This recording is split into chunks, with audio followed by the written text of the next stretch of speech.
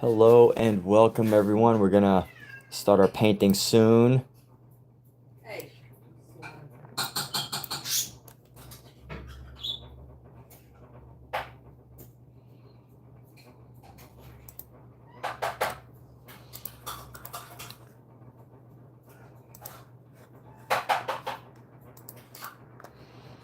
Wake me up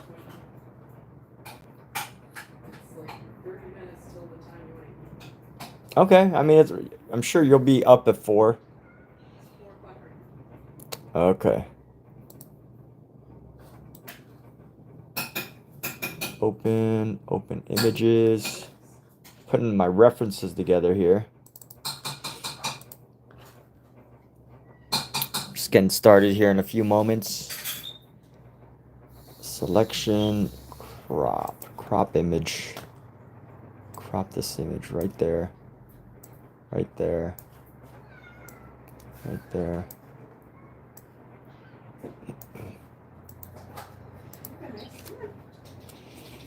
now. These boards are dirty.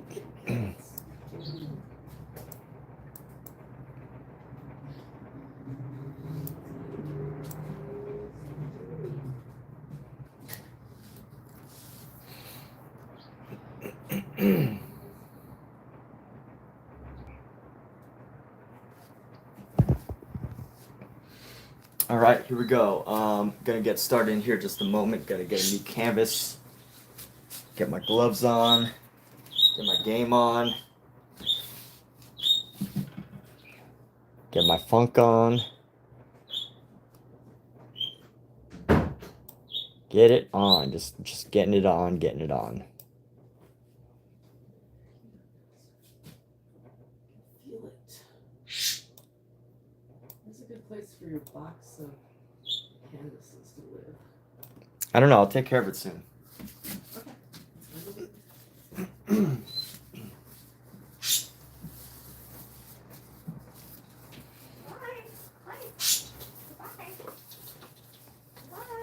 Scout, why do you want to bother me now? Go into. See, the problem is they already took a nap with me, so they're not gonna want to take a nap with you. What? Just give them food. They Huh? should want to eat. They should want to eat. Give you guys food. Eat. All right, here we go. What's up, AJ? Not gonna say the full name there. I think I'm gonna just start using it in people's initials.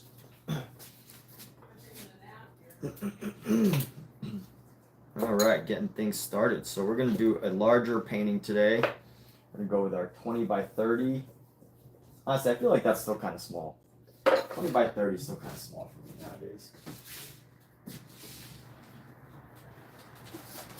I really want to think the beginning of like a big painting is really like 24 by 36 in size. We got Happy H4. We got Someone's Home. What's up? We're gonna start painting here in just a moment, getting all our set up, pulling a fresh new canvas open, doing a tutorial on how to paint a painting, minus all the tutoring and just leaving all the doing. Just gonna do lots of painting. And here we go. So, what do we want to do here? Let's see. I'll put this up for now, set this up, and throw away some of our excess materials. Right now, let's see.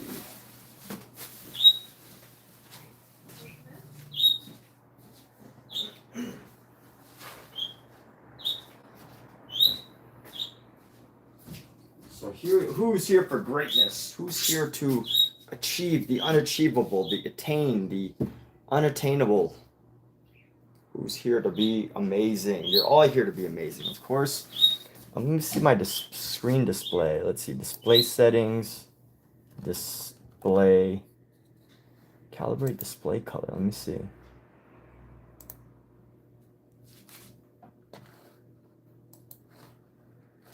No, that's not what I want. I want display settings. Display settings.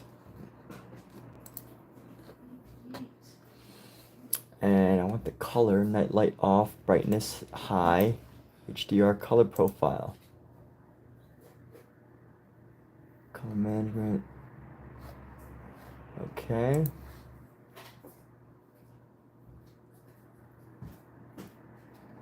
Alright, I guess this is it.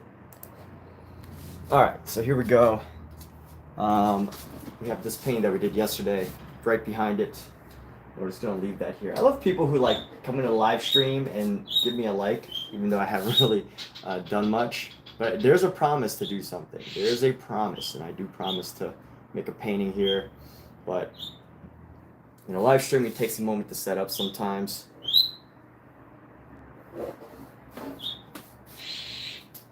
And this painting is here. So let's put this painting away. Put this down. And get started on our next one, baby. Let's get started on the painting. Let's get started. That would be a good, like a jingle, musical jingle for this live stream. Let's get started on a painting.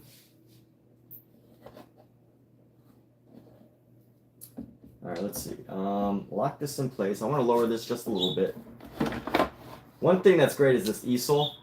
You know, if you have like if you live in a small apartment in Los Angeles, like I do. If you live in a small apartment in Los Angeles, like I do, sometimes you need to figure out how to maximize your space. And as I've come to experience this, I've maximized my space. And, you know, I can fit so many things on one canvas at any given time. And here we go. Pretty slightly larger than the last canvas. Let's do some, I gotta push this back quite a bit. It's a very wide canvas. We're going wide. Go wide or go home. Let's see, how wide is this? How wide do I need this to go? Wow, this is way wider than I expected. And it's even at an angle too. So let's go, I'll try to straighten it out. You're gonna get a wide view. You might even, so let's see, just so you can get an idea of like the size. You know, the size of this is quite different. There's a lot more. It's probably like at least 3 times the size. This is at least 3 times the size of this one. And I don't know the size. I want to say like, I'm gonna try to nap. So. 11 by 14 inches or something like that. 11, so 11 and then 14. Yeah, I think this is 11 by 14 canvas. Not sure exactly, but let's do this. So somebody's about to take a nap, so I have to be a little quiet. I can't talk as loudly. I'm going to try to maintain my voice at a nice, calm, chill, relaxed level here. That's a goal. And what are we going to do? We're going to start painting. And what are we going to paint? We're going to paint some amazing things here. So how do we start a painting? Pretty much start a painting with a sketch. So that's what we're going to do. We're going to start with a sketch. Nice loose sketch.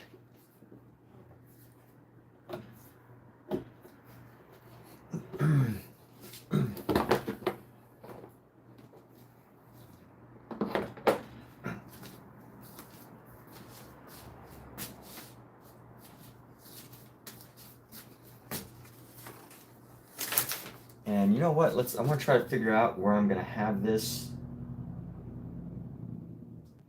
I want this, so the third rule of thirds, we're gonna have it like right here. We're gonna have our main figure like right here. I want the main figure to be like right here. To be touching like right there. Change up the composition a little bit. Let me get an initial sketch down. It's just like a nice loose little initial sketch. This painting is going to be called The Creation of Greatness. The Creation of Greatness.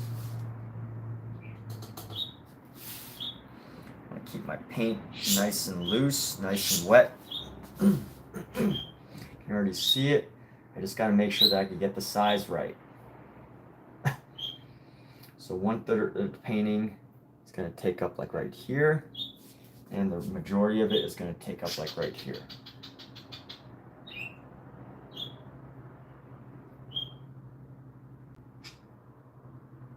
I don't want to waste space, so this space needs to be pretty much taken care of too. The original painting was like about half.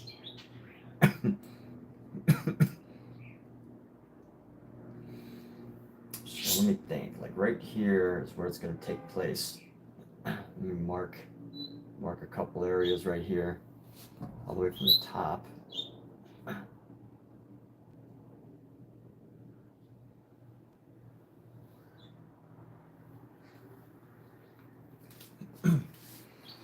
And let's go, that's the initial. We're gonna go, I want to try to get this right to almost where the 3rd point is. I also want to do back here, so let's see. This is cut off on the side.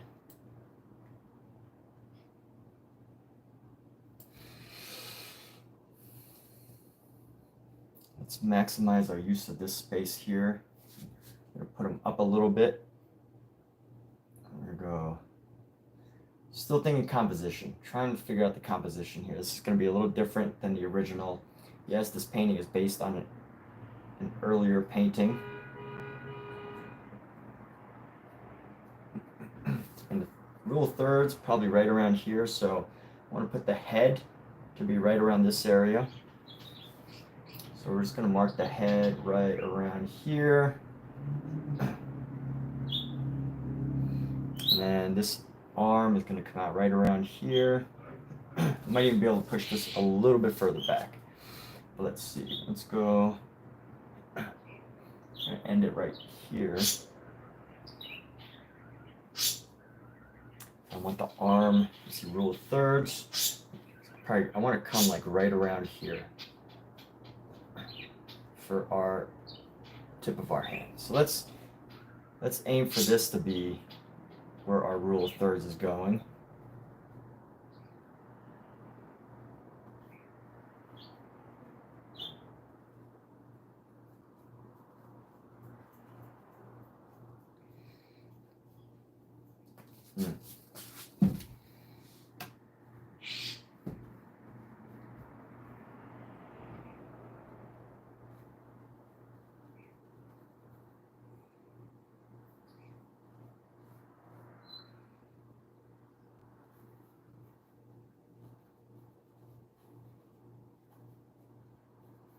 Get an initial sketch out. Maybe these hands are going to be bigger than they need to be. We'll see.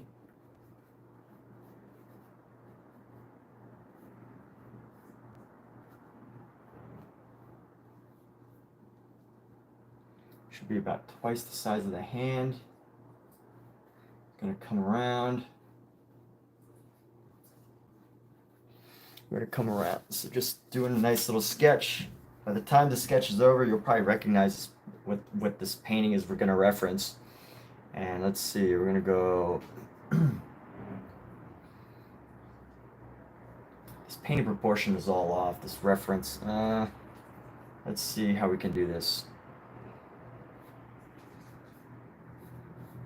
It can be tough sometimes if you do it without preparatory sketches, because it's just a loose sketch ahead of time.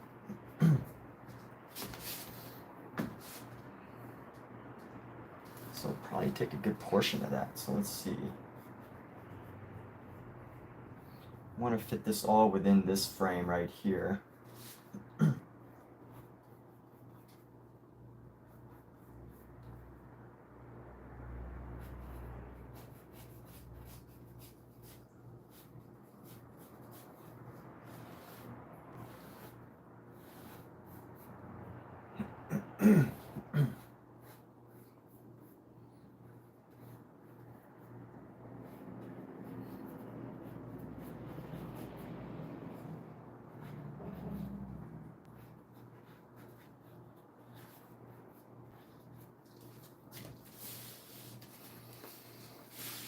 And this is starting to get a little too wide here.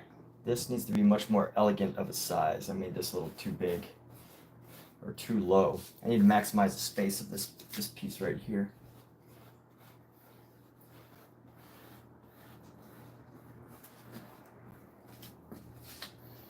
Honestly, this is probably a little too big right here, so we're going to bring this down. And this is where it's going to come up. And let's go like this. We're just going to keep talking through this. Talking through. I'm going to create it a more ovular shape. Now let's see some of the figures within here. We're going to go like this. Probably a little too wide. That's okay. I'm going to go up, up, and around.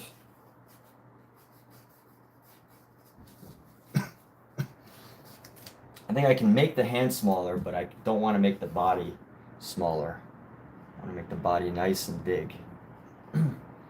So let's see, that bicep's about the same length as the forearm, so that's okay. And I'm just using observation. I'm not actually using like body rules or anything. It's easy to like follow rules and then like lose sight of what you're actually painting. So let's go like this, sketching some figures.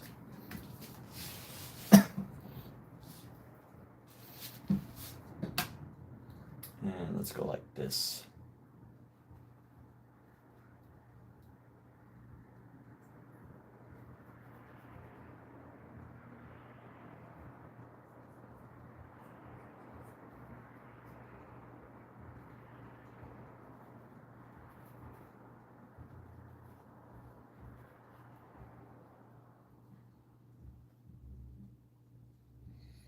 And here we go, get a lip right there.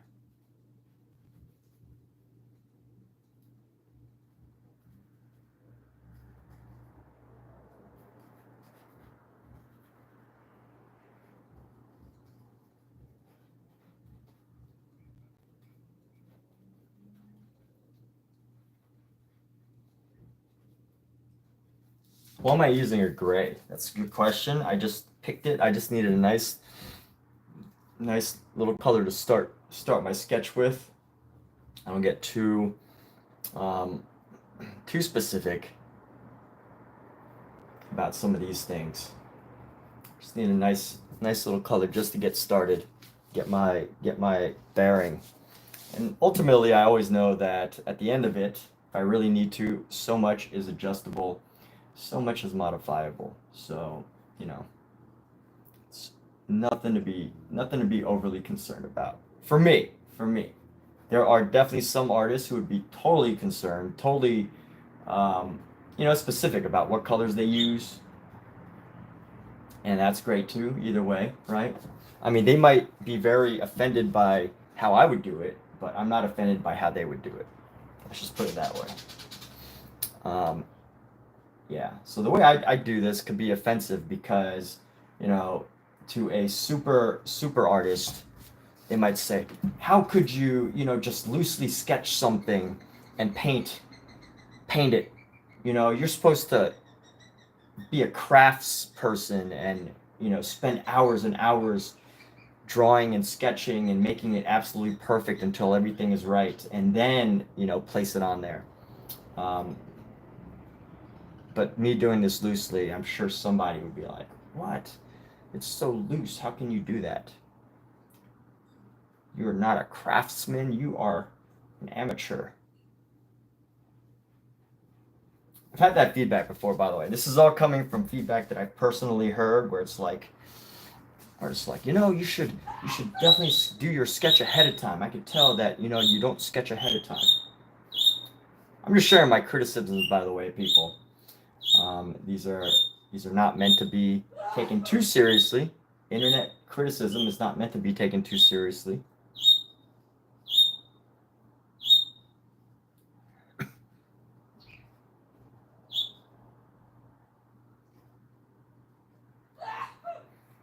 I'm going to draw some of the figures here.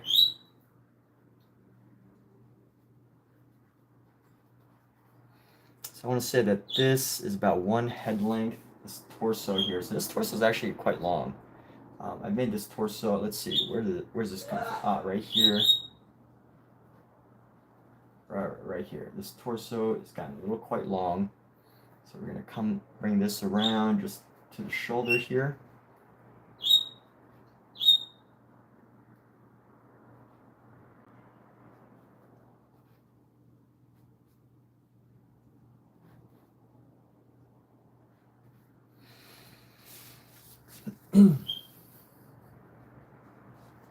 Let me figure out. Let's see. Let's get this guy right here. Actually, you know what? I want to tighten up this figure first before I move into all of that jazz. Let's go like this.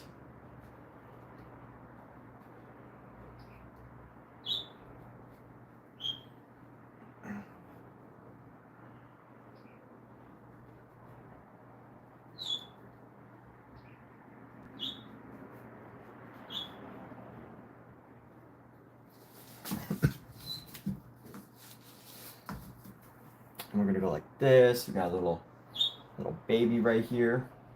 Little baby. Little Cupid, angelic cherub baby. Very cute.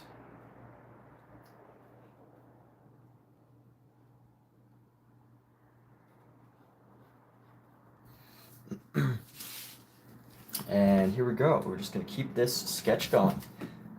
I got a nice little interesting, crazy. What the heck are these heads here? These heads are very unusually painted. We're gonna draw them in. What are these heads here? My goodness.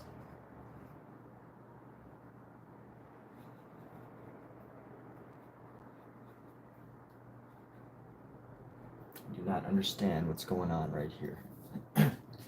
And you know what? Even from right here, I could tell very much that this part is very highly unproportioned. But that's okay. Very poorly proportioned. I wanted to try to make the most use of the space I could. But let's go like this. So this arm's going to come down. It's going to disappear into the horizon here. We're going to have this female come down with the neck right around here.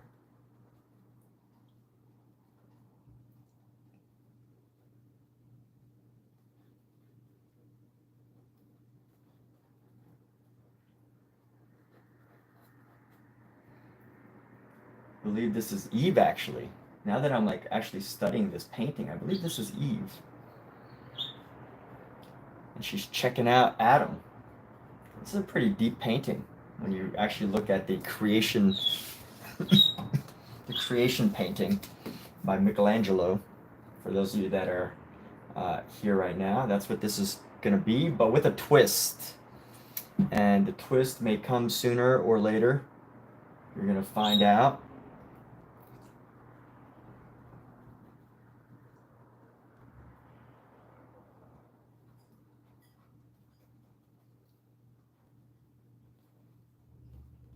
All these children looking over to see what's going on. This is what a brilliant painting.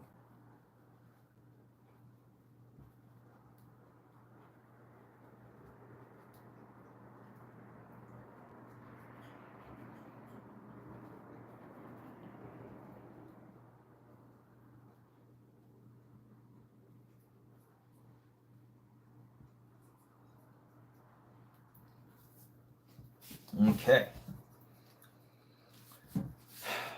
Let's actually finish God's body here. God's body. Where's his body going? His body's coming like this.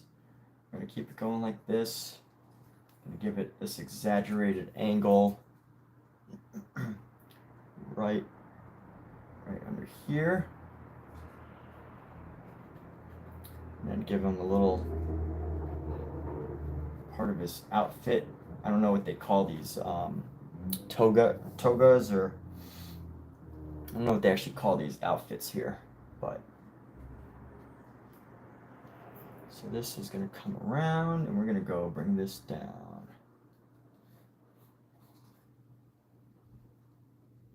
It should be quite a bit longer, which it is. should be quite a bit longer, which it is. So we're gonna bring that down. This is gonna come around. And wouldn't it be great if men could wear tunics again? I feel like I want to start wearing a tunic. Give him some shape right here. Let's see, we're gonna go. Give him some nice big legs.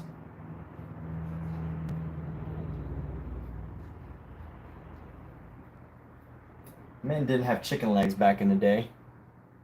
Men or women. At least not the men that were sculpted.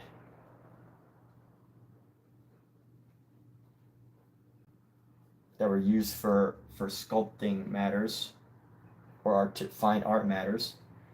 Let's go like this. And honestly, I can already start to see so many of the errors that are going to happen in this drawing that I need to fix before it's too late. Because this is coming out way too far. And I feel like I've made this painting too small. I have so much more space to work with. I have so much more space to work with. Oh, what should I do? Do I re-sketch this all again or what? Maybe mark out where I want this to end. I need this to end right about here. The feet. So one long line from the head to the feet. Torso to the feet. I want to bring the feet right around here. One beautiful long line. Yeah, look at how much more room I have to work with. This is why it's important to do that initial sketch first. So how much more room do I have to work with? And this is okay, like, you know, even after the paint dries, I'm going to paint over it anyway. But if I have this much room to work with, that means I can really bring this out. I'm try to start with the feet first, maybe just get some loose sketching done. This is going to be 8 heads.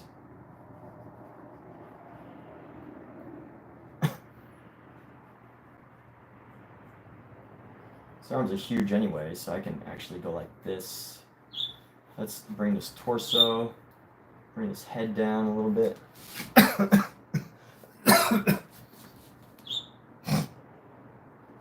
Let's elongate.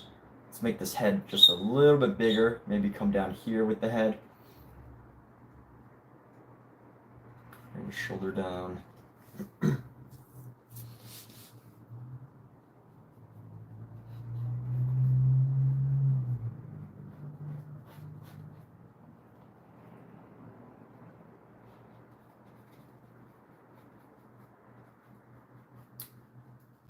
Shape the head right here. And only I'll be able to figure this out. Someone else trying to draw this would not be able to figure it out.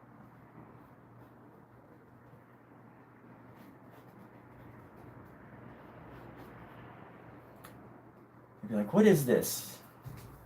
What's up with this head? This is such a weird head. All right, we're gonna expand. We're gonna elongate our figure here. Gonna give him extra long torso. Torso's gonna end right about here. That's still so much space. Let's see how much more we need. We're gonna go with this foot right here.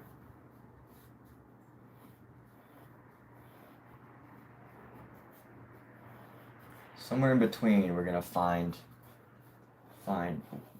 our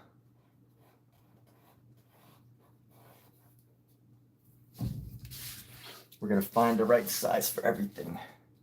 So let's bring them down a bit more, and we're gonna bring this around. And let's see, we're gonna bring this down right here, elongate his torso. arms are pretty long. His arms are a good size. Give him some bigger legs, and we should be good to go. Let's see.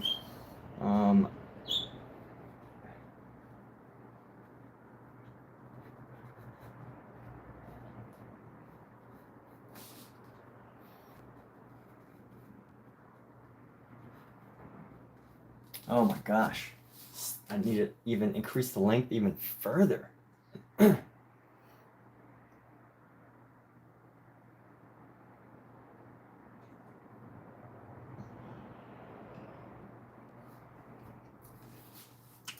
if his head is that big, this torso is probably pretty good. You know what I think I need to do? I need to use a different color. This is all starting to blur together a little bit. So let me grab our yellow and let's try to use our yellow to start this next part of the sketch. So this hand is pretty large. I think the arm should be pretty good, right? Like, let's see the length of the arm. One,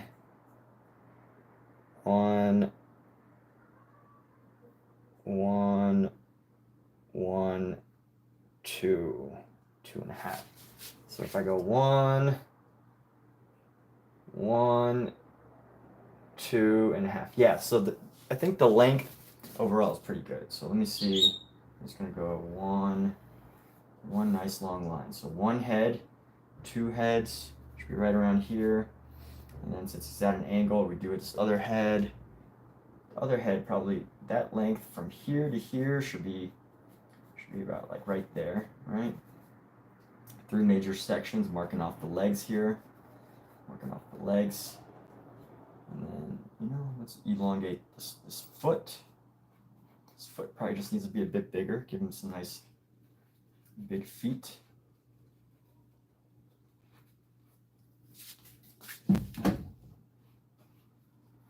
And then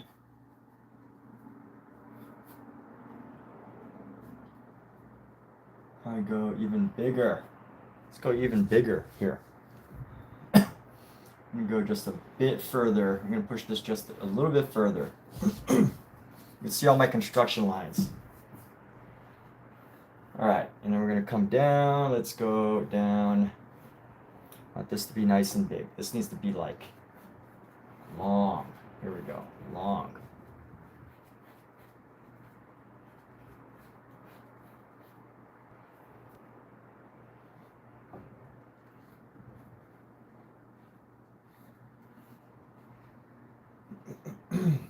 Long. There we go.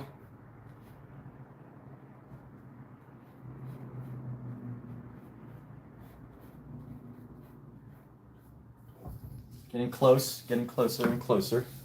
Because I definitely want to use the full range of this entire thing.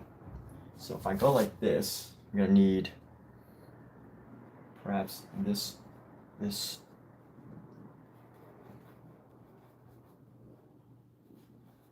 just to come up like this arm to extend a little bit further out.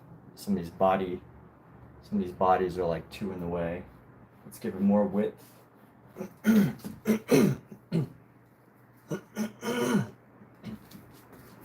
it some more width.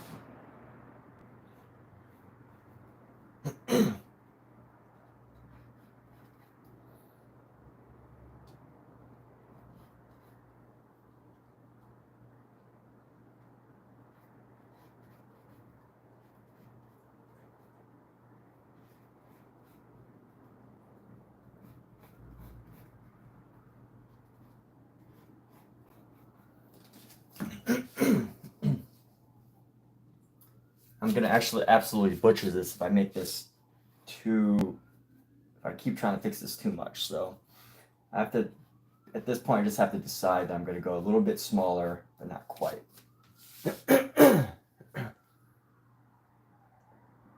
Can I make it work? I think I can really make it work. I really want to push this. Let's see.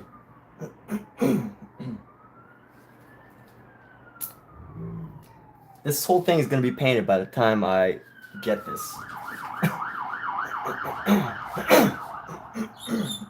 Excuse me. You make this longer.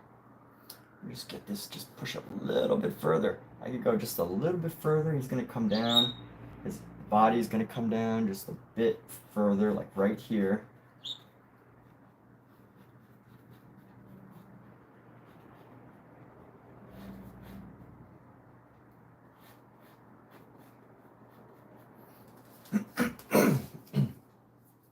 Got some big old arms there.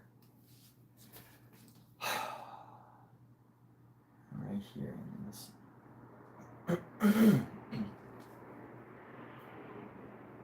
What if we push his head just, his head's gonna be pretty big already.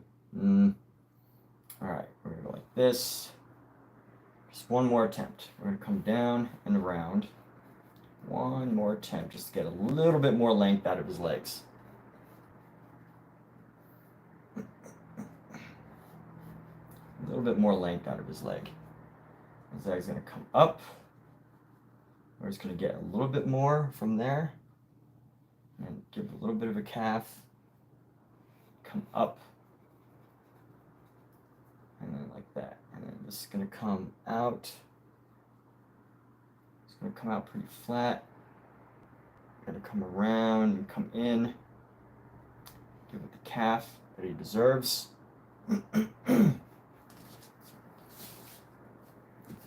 And honestly, I think this is about as much as I can push this without messing it, overly painting it. So we'll probably have to cut the foot off right around here.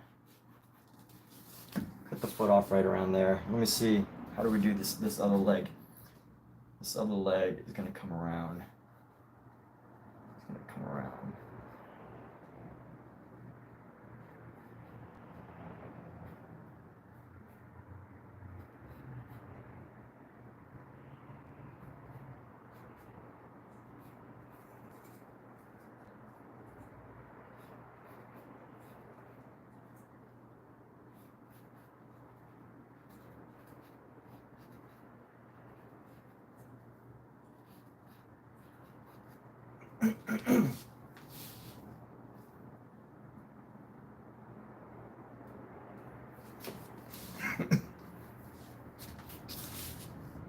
I think that's good.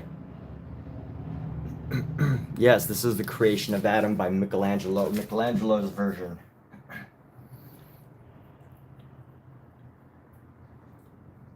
Version by Michelangelo. So here we go. We got a couple figures right here that we need. Let me paint some. Let me use a different color for some of these other parts of the body. These other figures. We're gonna have reds. We're gonna go with reds to define some of these other figures here. So we got baby right there, and that makes sense. We could go with that. This other character right here.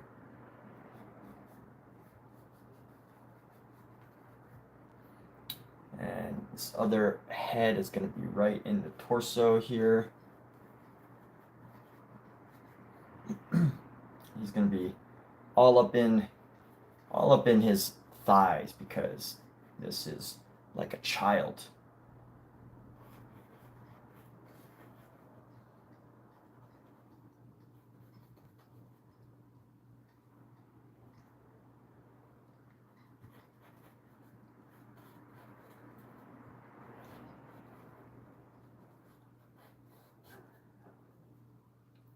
Maybe, let me see, this proportion's a little off.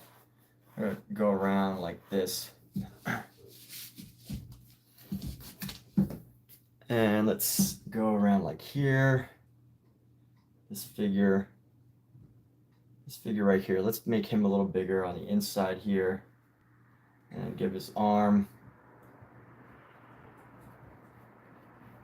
But this isn't actually the creation of Adam. This is going to be the creation of greatness.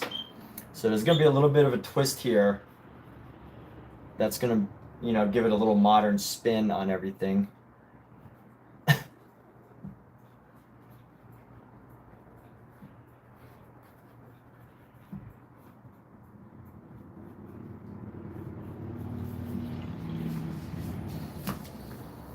And here we go. We got a couple body figures. We're going to give this arm some length.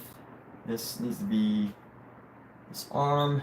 So the bicep needs to be right around there. And that's where it needs to curve around. So this is about a good spot to to bring around the bicep, bring around this version of Eve.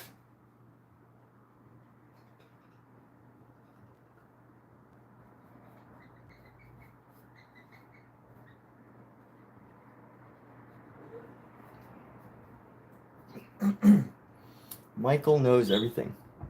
Yes. And here we go. Let's go like this. How does Michael know everything? How is it possible? Let's go. It's gonna go like this. We're gonna curve her body down right here, her neck, God's arm. We're gonna have a hand coming around, a hand position like right there.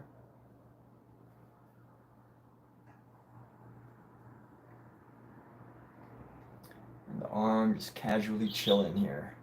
Oh, not too much of an angle.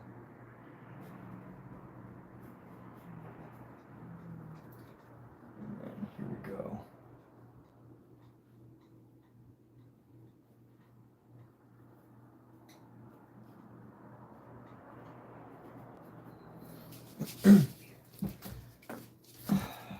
And let's see what else. We're gonna go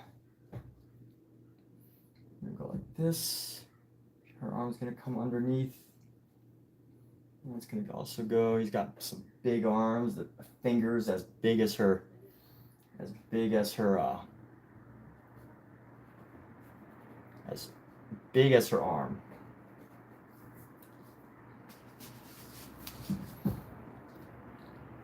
And we're gonna get another figure right here, just kind of like checking them out. Nice head, curious young angels.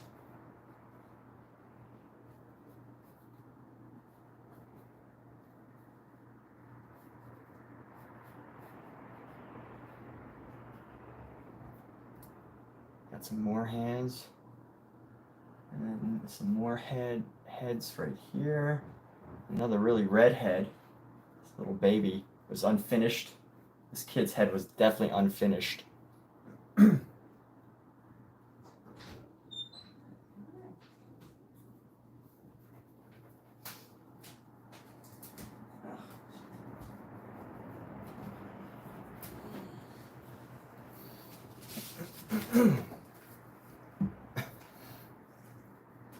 And here we go. She's got this body part right here, little thing.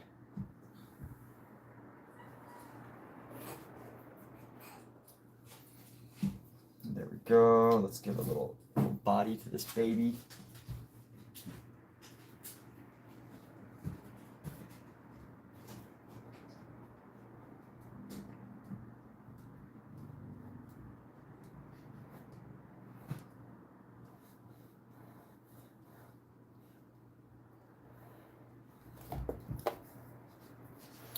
And let's keep this going. We got this baby head.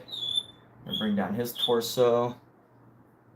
What a muscular baby, my goodness. This is one muscular child.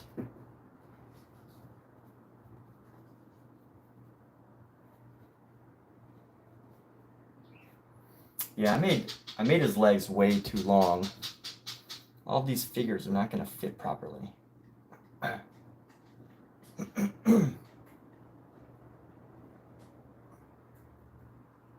Can I sketch this better? This one's gonna come around. No, I can make a bunch of torsos really long. That's okay. Here we go. This is gonna come down right around there. Give him a nice little.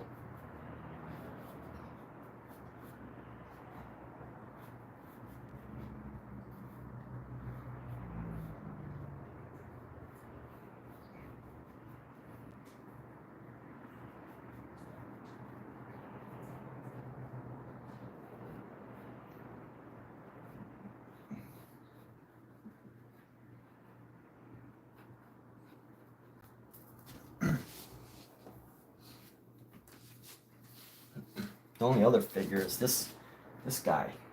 Need to figure out how to elongate him. How can I elongate him without making it look too weird? If I think the leg needs to be right around here. The calf is coming right around there. So this is where we need part of his torso right around here.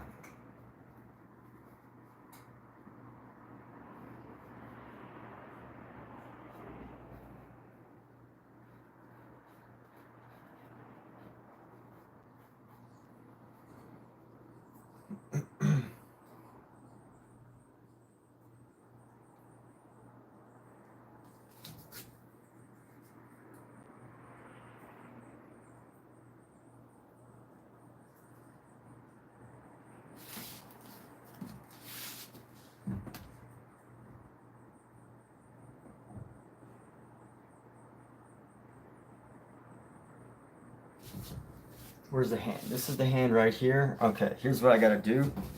I'm gonna go like this, keep it fairly loose. Keep this color fairly loose, and rather than having all this jammed up, crammed up section, there's this one head right here that's like really unusual, a little crammed up. This is the hand right here, which means this kid's head needs to be like right there. This kid's head is gonna be like right here. Okay, and then let's give an extra long finger, because why not? And then we're gonna go like this.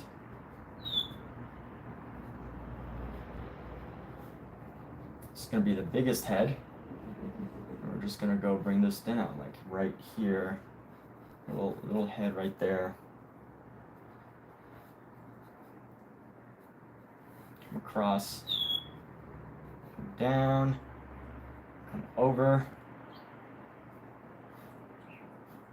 You know what, we might just have to shorten his legs a little bit, which is fine.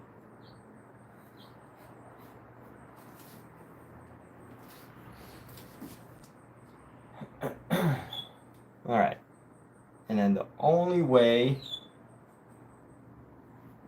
then we just have to not butcher this thing, right? Let's just not totally embarrass ourselves, our ability to paint or not to paint. All right, so got this. Now what do? We have our final figure, and this will be the surprise. I definitely could have painted this if I planned it just a little bit better. But anyway, we're gonna go. Let's enlarge it. Let's enlarge our figure here.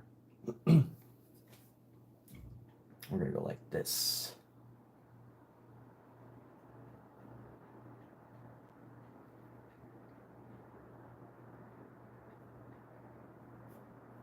Nope, too far. I want this to be like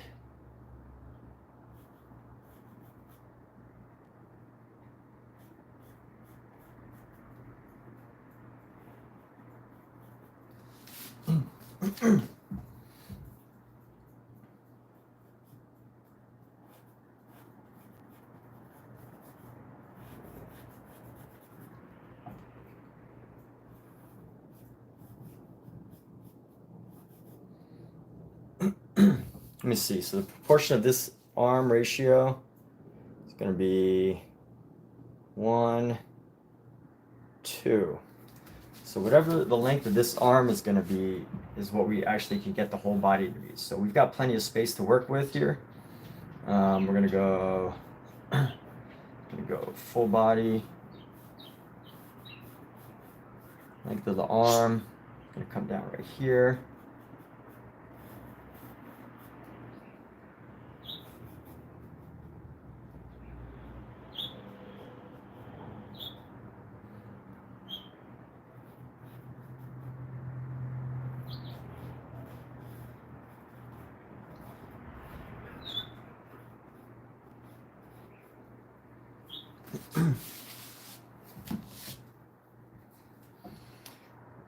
I think once we're done with this section, it's all going to be given away. We're going to give away everything as far as like what this painting is about.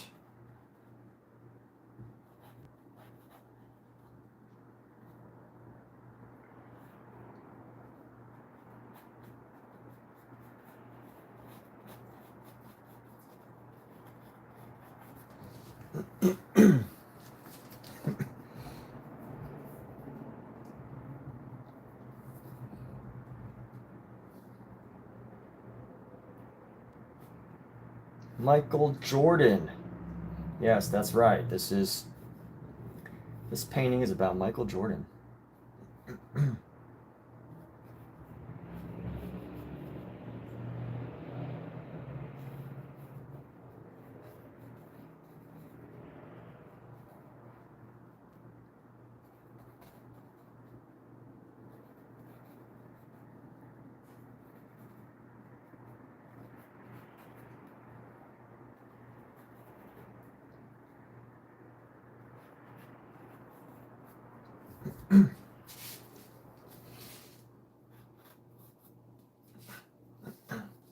We're gonna adjust things as we go, but for now, let's go. Boom. Give him a nice long bodily extension here. Nice long legs. Come down right here.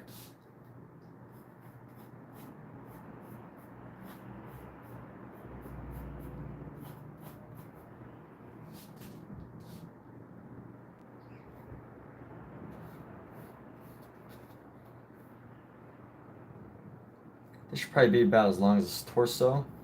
So as long as his torso, let's see, 1, 2, this should be good enough.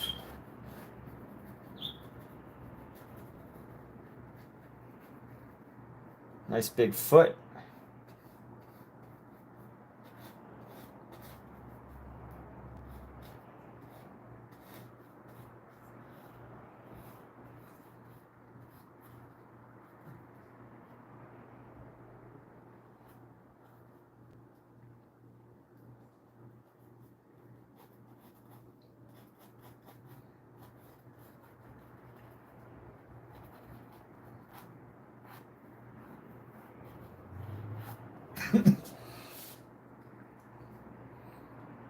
And here we go. We're done. Finished. We are finished with this project. Just kidding. We're going to keep going.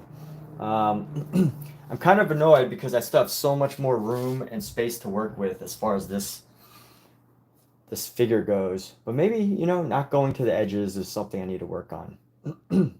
So we're going to go with that. And let's see. This leg, I'm going to give him a nice long leg that comes up right there. This torso is going to come up a bit further.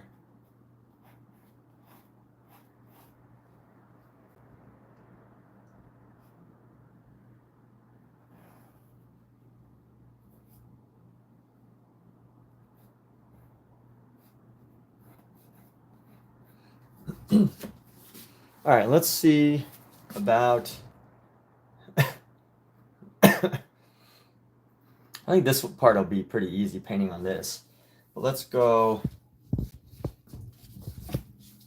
with some ochre here. Let's just start building in some colors.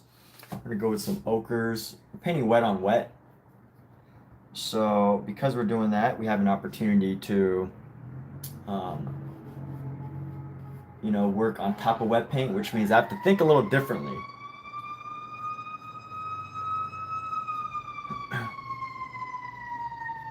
Basically, I have to think as if, you know, my palette, the palette is on the, as if there was a palette on the canvas right now, you know? And I have to, like, just imagine that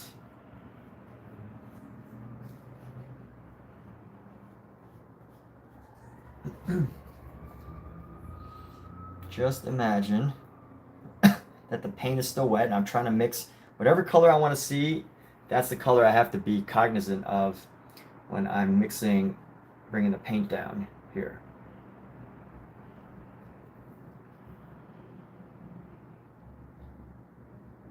Let's give him a little bit bigger of a head.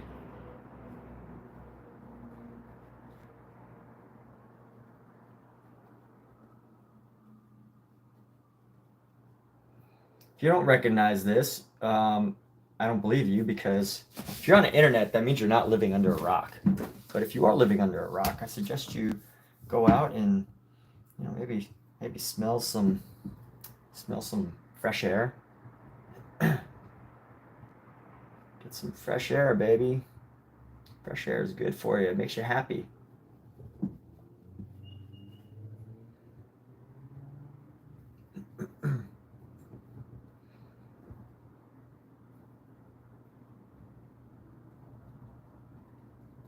I'm gonna exaggerate this arm size a little bit. I'm gonna bring it out just a little bit more. He doesn't have short arms. He's broken world records. This is Michael Jordan meets Michelangelo. It's actually Michelangelo, but you know, who's actually counting?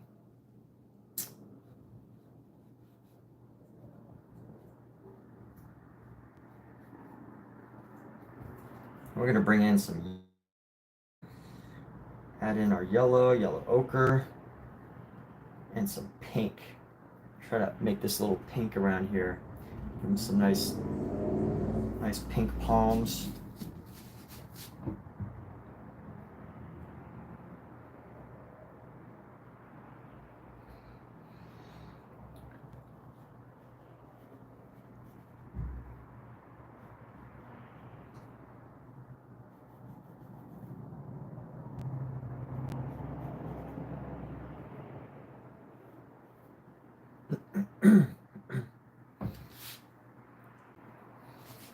And let's go with this color. I can't, you know, like his body, I mean, his facial structure and everything is pretty much like, you can't really see too much in this painting or in this picture. So, you know, as long as I like try to capture, I think the most important thing, which I should have thought of sooner, is the proportions. If I get the proportions right, everything else will look great. But you know, I think this is really going to come down to the proportions here. So hopefully we get that. Do or do not, there is no try. And let's see, where can we start putting down some color on our other figure here? Actually, you know what, we can go really dark. There's like somebody's arm at the bottom here, but we're not gonna put that in. We're just gonna paint this. I'm just gonna use this as a surface for some of our paint as we start to build up some of the area. I'm using a fairly small brush right now. Let's actually go into, oh, this baby needs to come down too. What am I doing? This little kid needs to, this guy needs to come around. So little head is going to come down. Bring this around.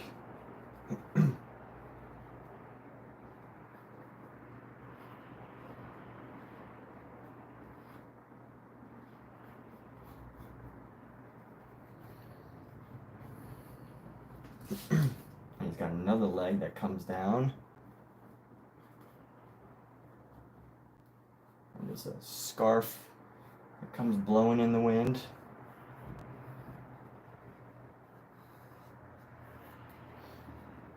And let's establish the size of all this. So this needs to come up into, what is this right now? This is his shoulder. So this needs to come around, drift down, and it needs to come up like that, like right around there. And it's going to come down towards his leg, which I think his leg can be a little bit further out. And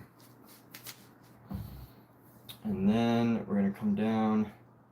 Let's see, it's going to come down right around his leg. Right around his leg right there. Let's see if we can increase the size of this thing right here. And we're going to go around a little bit further. Give it a little bit more dimension. Make it a little bit bigger around the outside here.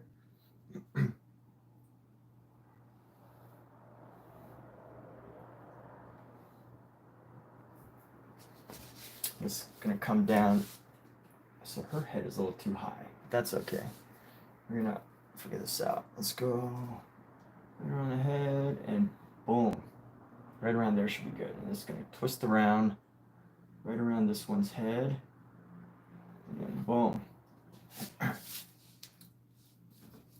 then let's go. Let's just draw some of the details, get some of the details in early. We're gonna go.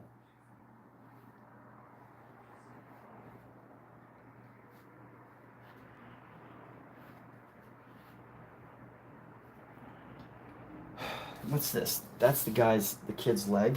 So we're gonna do something on the kid's leg here. We're just gonna go, boom, nice curve.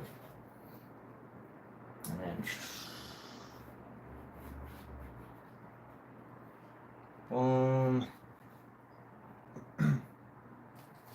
This one is gonna have some drapage coming out.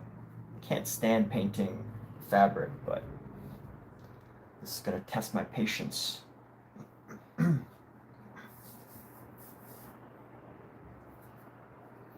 right, and here we go. Got the overall shape. This pretty much ends right where this leg ends. So we're gonna leave that there. I'm gonna have to do some translating soon for myself. And then there's like a little bit, what is this section right here? What is this big empty section? What have I done? Let's see. Oh, this kid's leg needs to go a bit bigger. So we're gonna bring this down.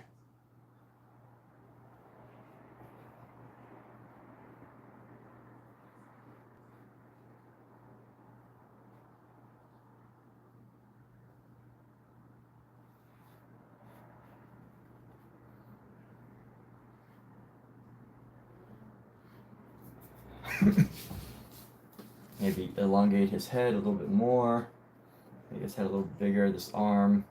Make this arm a little bigger. And we're gonna make another head. We're gonna increase the size of this head. This head should be like that.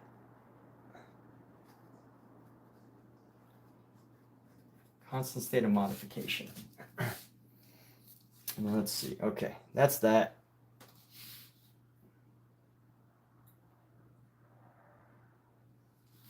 Now the real question is, how's this gonna look? What's up? Why do I keep painting other people's paintings? What's going on, Dondrell? Why do I keep painting other people's paintings? Man, you know, it's just, maybe it's a compulsion, or maybe it's just like coming up with ideas. Just going, you know, how can I paint something that's already done, learn from it, and then add to it as well?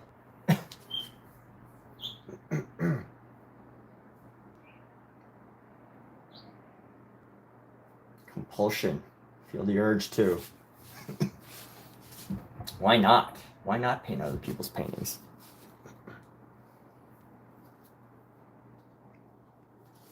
Why not?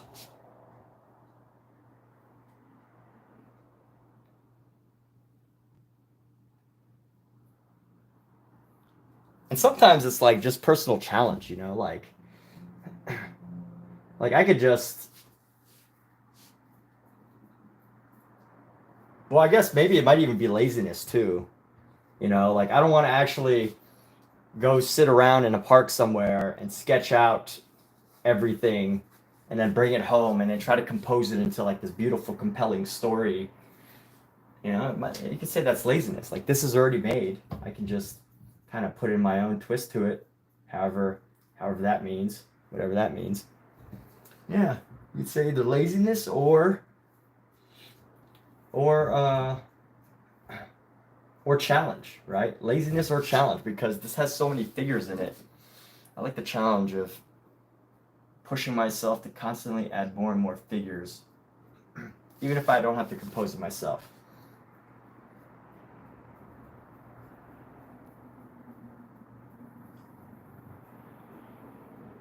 I'm deciding whether I want to make Michael Jordan's body bigger or what. He could totally be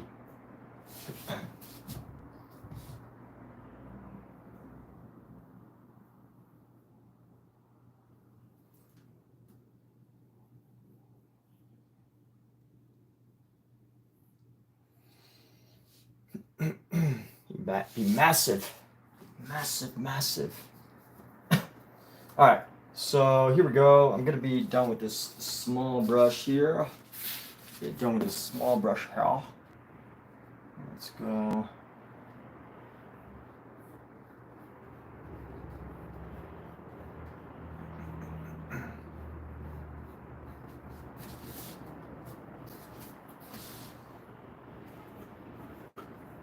Let's do this.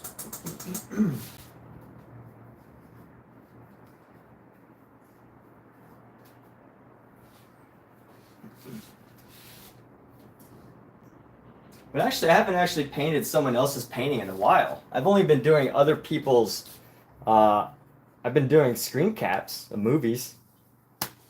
So, you know, if you include that technical jargon as other people's paintings, then yes, I guess I have. But this is the first painting that I've actually painted that was someone else's painting. But painting from photos, I've definitely done that.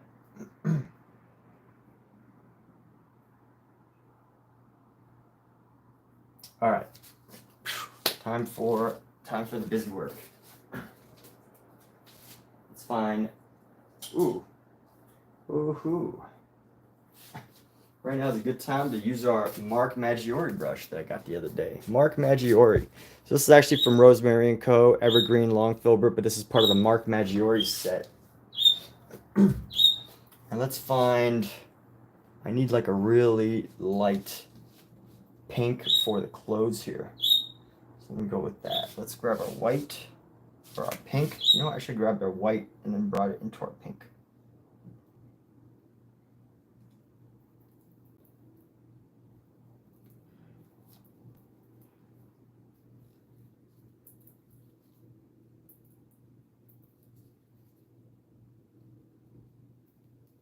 This brush holds so much paint.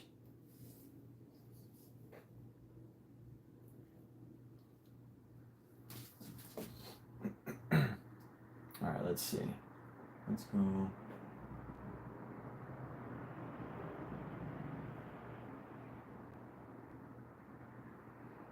Like so.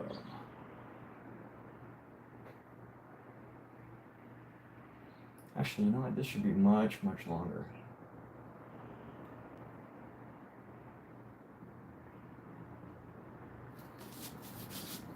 And we're gonna go into here.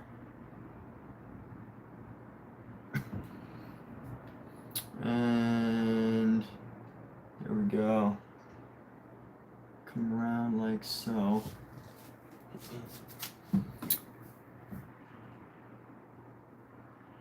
And working towards my personal greatness. That's why I'm painting other people's paintings.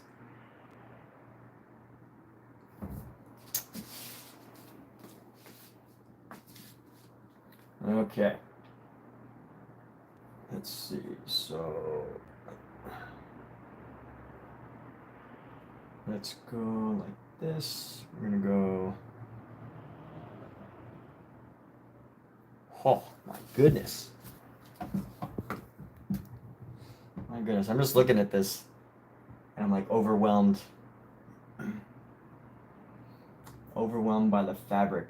I mean, you know, obviously this took Michelangelo, what, like however many years, and also given the fact that, you know, he painted on a large scale, like, you know, it's on a massive wall.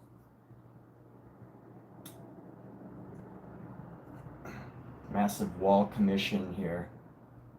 Massive ceiling, I should say. It's not a wall, it's a ceiling. It's not just any wall, it's the entire ceiling of the Sistine Chapel, which I've personally never seen in real life.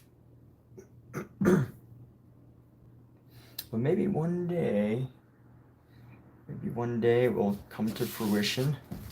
All right, so let's go like this. We're gonna use some of these colors to create some highlights around into here to the fabric. Some highlights into the fabric here. I'm just gonna go into this, bring it like right up there. Why not? Let's see, we're gonna go come around.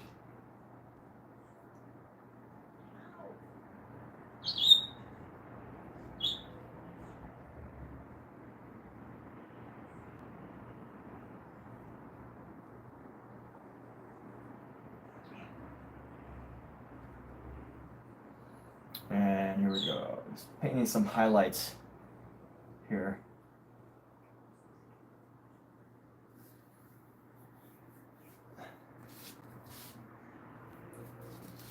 Let's go. What's going on here? Let's going on in here? Let's see. We can actually add this around the entire edge. Add this color around the entire edge here.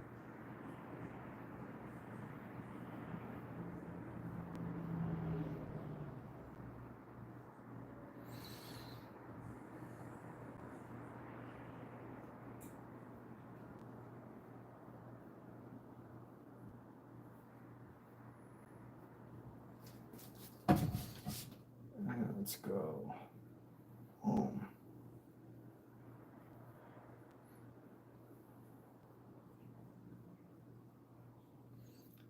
And let's go. Boom, boom, boom, boom, boom.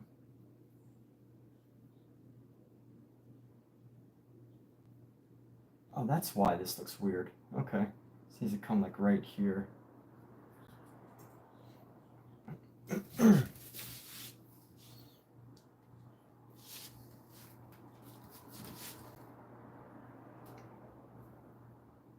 Let's just lay this color down, this fleshy color.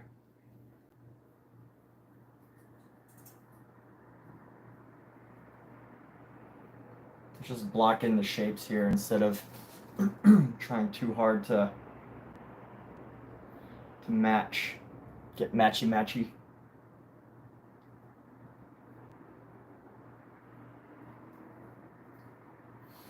And here we go, highlight this section.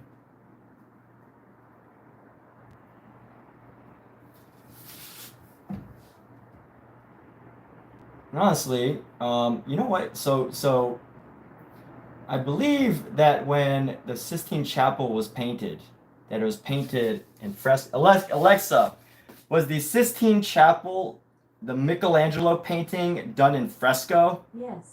The Sistine Chapel is a well-known chapel located within the Apostolic Palace, the official residence of the Pope in Vatican City. It was built between 1473 and 1481 and named after Pope Sixtus IV, who had it constructed. The Sistine Chapel is famous for its impressive architecture and art, including the renowned ceiling paintings by Michelangelo. Alexa, were the Sistine Chapel paintings done in fresco? From Wikipedia.org. The Sistine Chapel ceiling, Italian, Soffitto della Cappella Sistina, painted in fresco by Michelangelo between 15... Alexa off. Alexa, was the creation of Adam in the Sistine Chapel painted in fresco?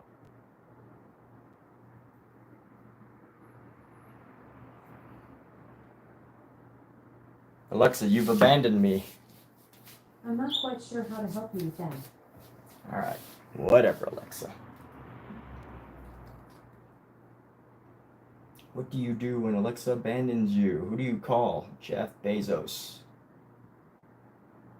Who are you gonna call?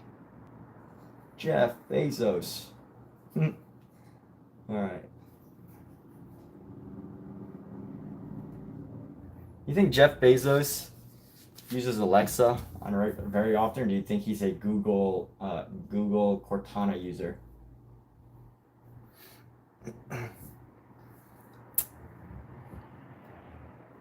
All right, let's see. We're gonna go in here,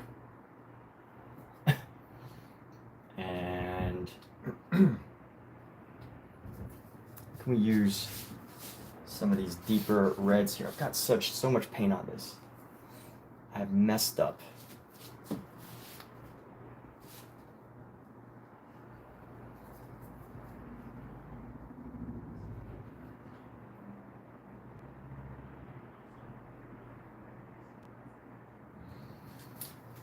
All right, there's quite a contrast between this pink that's used and some of the body colors here on these figures.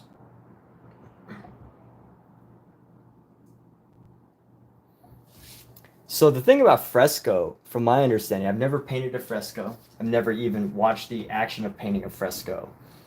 But from my understanding of frescoes, you can't do the typical, like, let a layer dry and then paint on top of it, which, you know, oil paint, you have that ability.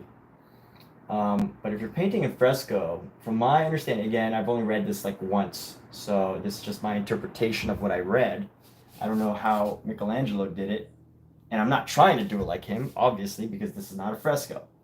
But, you know, you have to, supposedly, I think what you have to do is you have to work really quick, because basically a fresco, the way you get the paint to stay is you're painting on a wall that's in a process of literally like the surface is like the surface material, right? Like let's say you're laying in some sort of plaster onto a wall, and as it's drying, you have to be fast enough to paint it. So that's how I understand a fresco works. And you know, if you're making a fresco, and therefore you don't have the same opportunity to like paint over and let things dry as you might with oil paints. So just an interesting thing to notice, that as I'm doing this, you know, just to know that like just to assume that every single movement and application of paint by Michelangelo was like absolutely perfect. Because if he did it, you know, it would dry way too fast and he would have a mistake and it would show right through. And of course, you know, it's like there's some things that you would look at on the actual paint, on the actual thing, and you would be like, oh, you know, it doesn't look right. But given the methods, still something interesting to think about. So I have this paint, and I just have so much of it. I just want to get it off.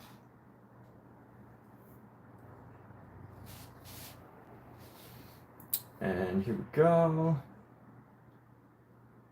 Now someone's gonna see this live stream and they're gonna be like, oh, that's a good idea. Michael Jordan reaching up to touch the finger of God. Like from that famous painting, and they're gonna go to AI and then they're gonna make it before I even have a chance to finish this. But that's okay. I'm stealing art. Someone else is gonna steal art from me. Can't blame them, right? Thick as thieves.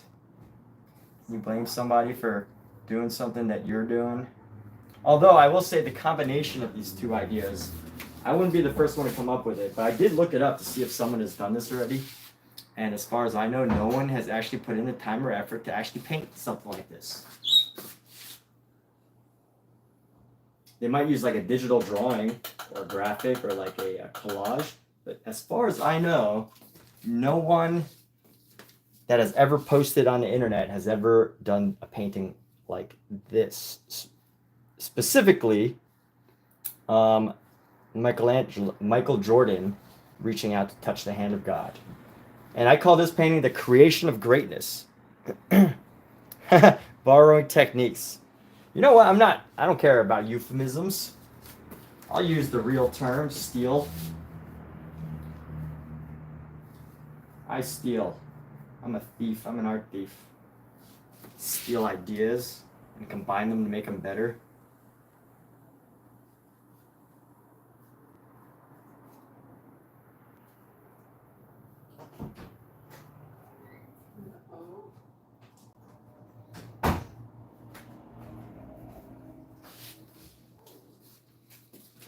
I am a obligate thief. But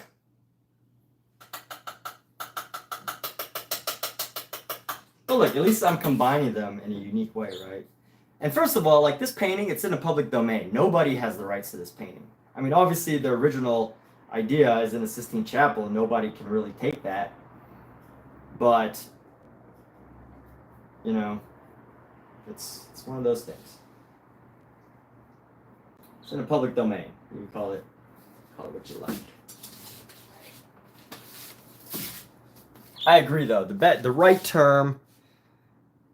term is borrowing techniques. You're right. That's the professional term that allows you to not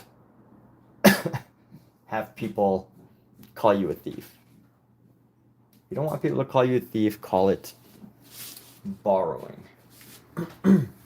Oh boy, I'm gonna be working on this for a while. What would be a good brush for this? Let's go.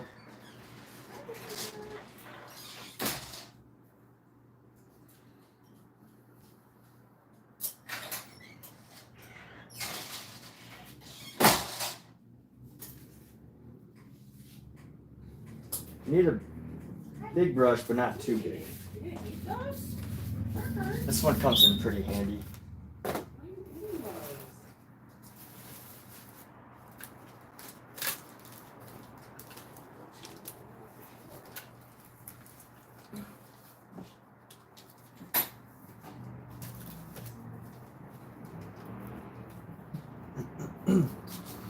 And let's see, we're gonna go with the crimson red. Let's try to mix in some of our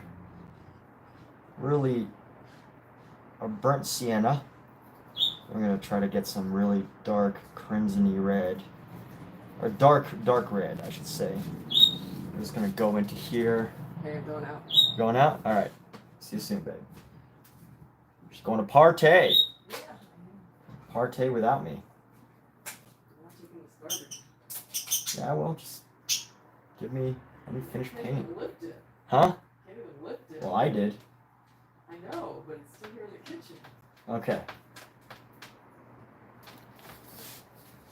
Okay. Yes.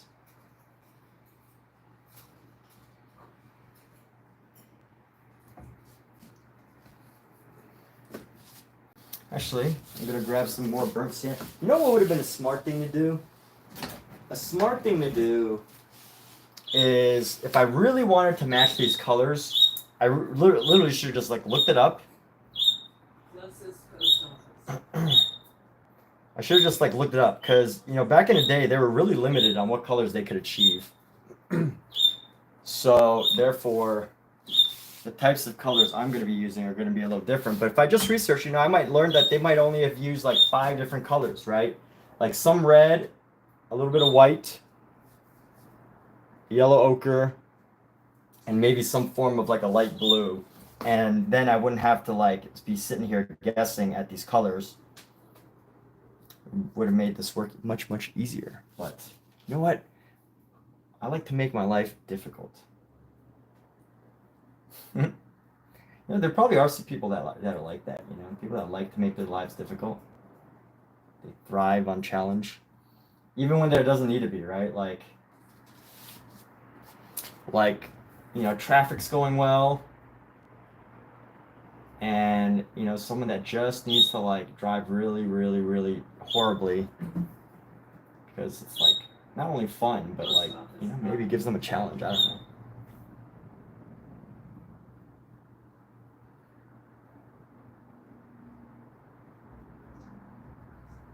What is this? Okay, that's a leg.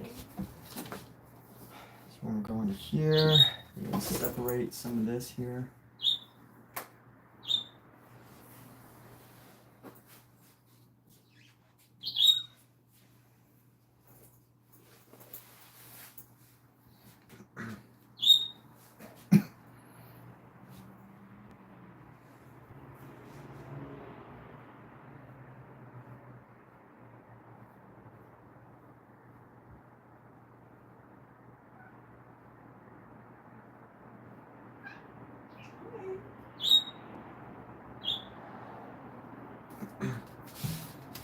No, I could probably move this closer so everyone can really see what's going on.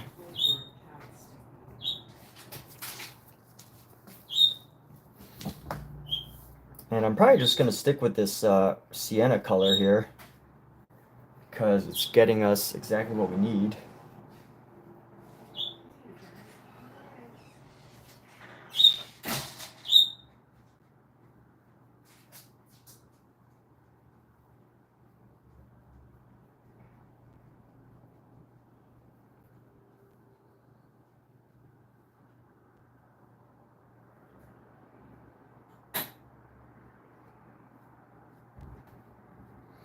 And let's see, we're going to keep this going up to the arm here.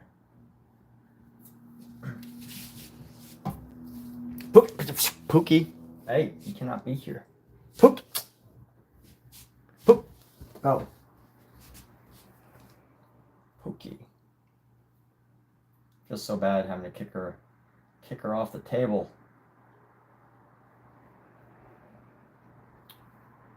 Best little cat anybody could have.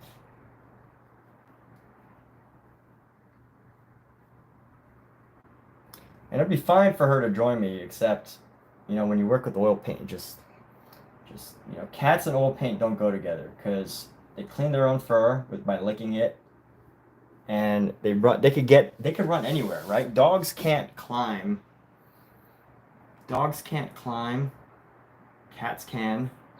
You know, cats will climb up. I mean, I'm not saying all dogs can't climb. Some can. There's some talented dogs out there. But most cats cannot. I mean, most dogs cannot climb as well as cats can.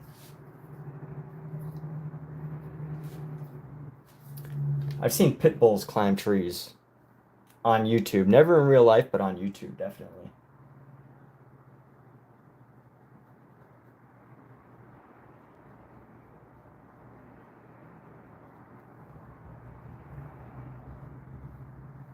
So here we go.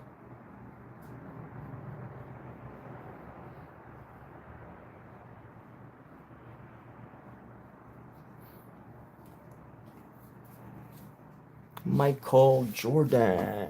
Michael Jordan. What a great name. Michael and then Jordan. What a fantastic name, Michael. Not only is Michael an awesome name, but Jordan.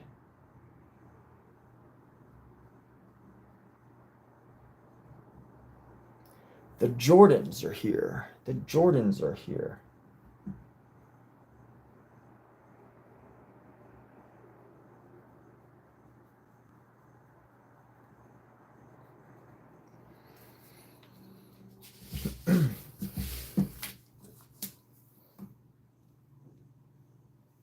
Let's go between the hairs here.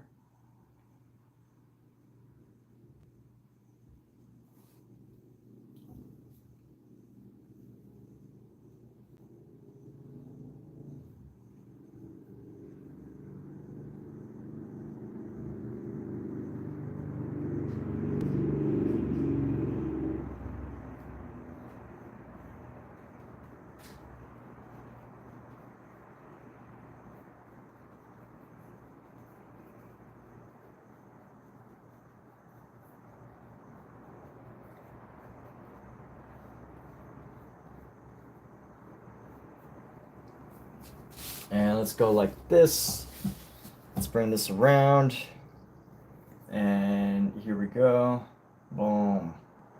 Boom, boom, boom, boom, boom, boom, boom. Here we go.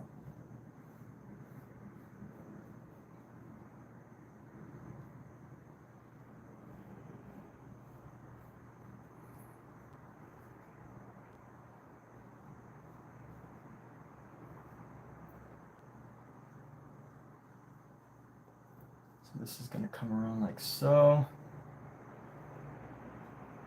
And if anything, this is a really good study on fabric. Fabric. Sometimes I think I sound like Yoda. Fabric. Fabric. Really good study on fabric. Yoda. Let's go. I'm going to add a little bit of shadow along the outside of this. We can actually go into here and lay down some of the shadow to go around.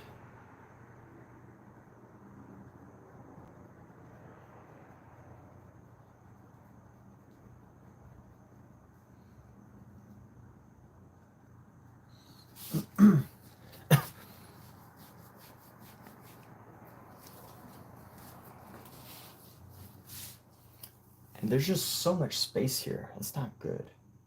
Too much space. That's fine. All right. We'll have to work on this section a little bit further.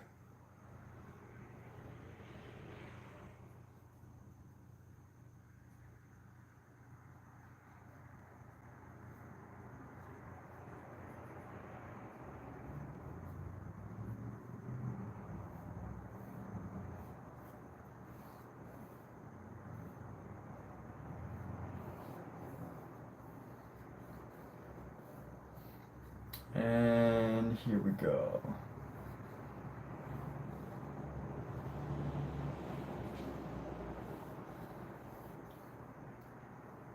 Boom, boom, ba-dum, boom, boom, boom. Maybe we'll find, let's go bring some of this pink in with this color. I want to lighten up the mood a little bit for this section. Rather than going brown, I'm gonna go like an off pink here.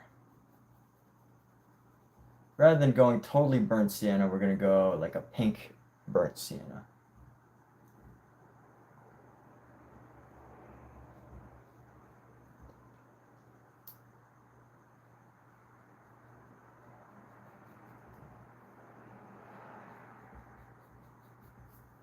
That'd be a cool movie.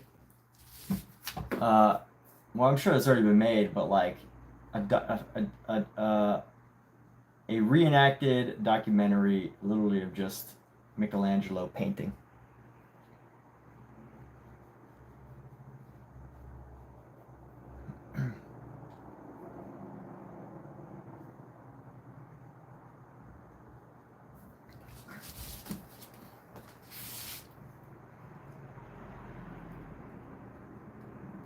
Can't stop painting. Oh no. Oh maybe. Oh yes.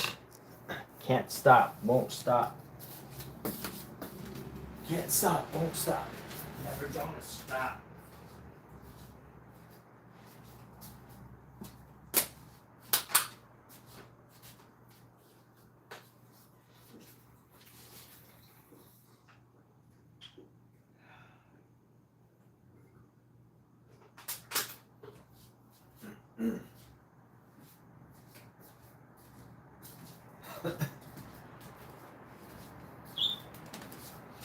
All right, let's see what's going on here. Kind of hair colors do we need? We need blonde, dark brown. Blonde and dark brown are really a little bit of a red brown, red ochre. So I think let's see, bright sienna. Just got to get through the ugly phase. Right now, that's what I'm telling myself. Just get through the ugly phase, dude. This is the ugly phase right now. If you can get through this, you can get through it. You can get through life. Get through the ugly phase and you get through life. Become the most beautiful person on the planet.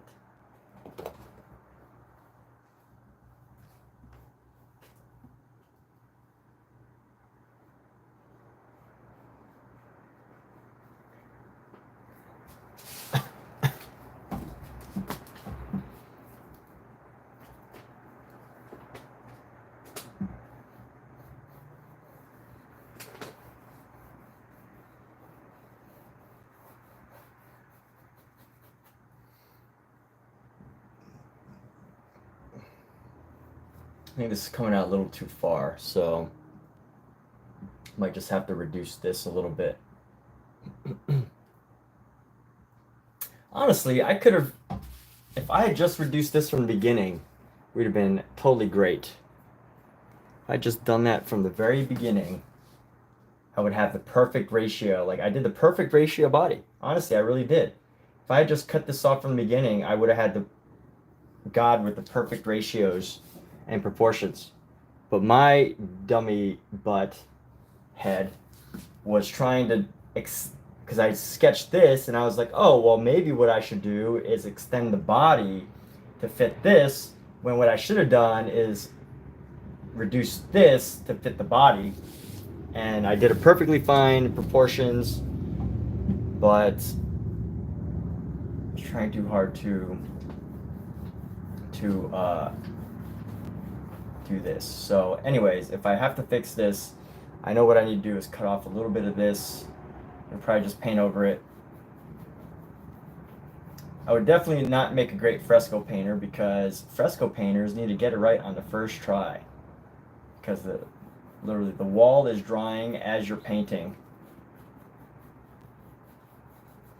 But then again, if I was a fresco painter, my personality would probably be that I would have sketched it out like 100 times before and then figured it out from there.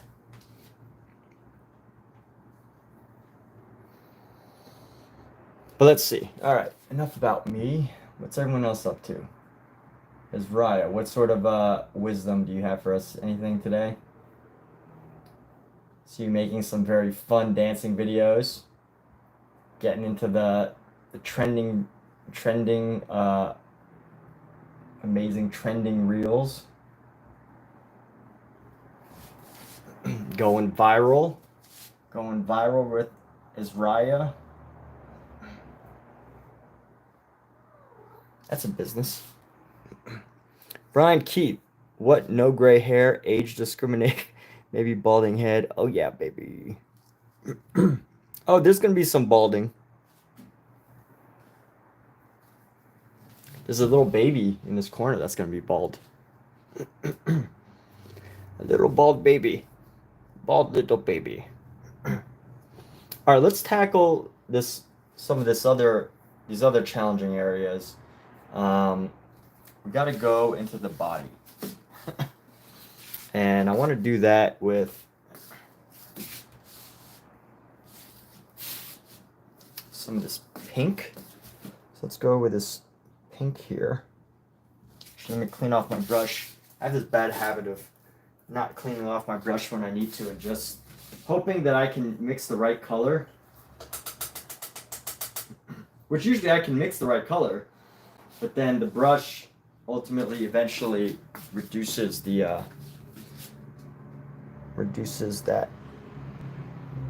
that effect. So here we go. We're gonna go bring this up in here,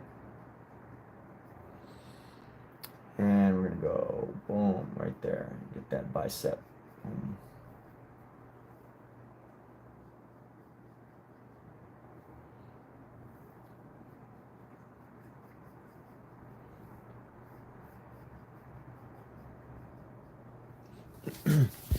This will probably be like a green color. Let's go with like a super, you know what, I can go with the pink here.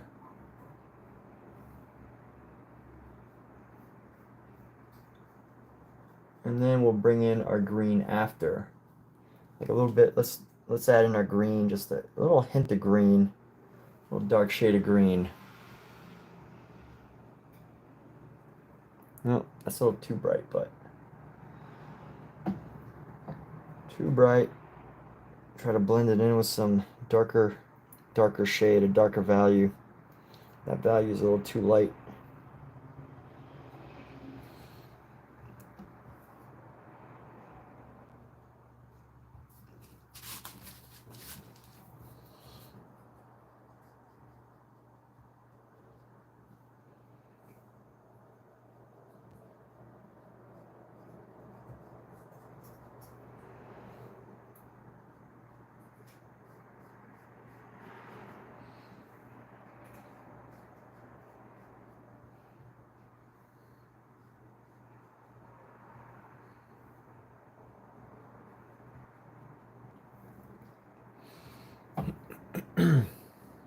So much definition in this arm here.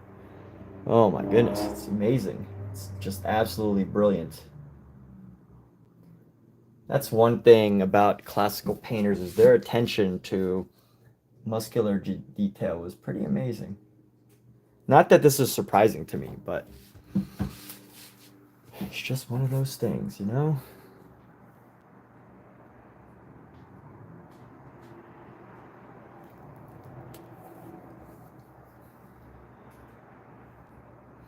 All right, let's get into the arm here. Wrist is going to come like that. Giving God some massive, massive hands because he deserves them. He made us all. All right. I don't want to get too into this conversation, but it is nice. I am making some things out of my own interpretation.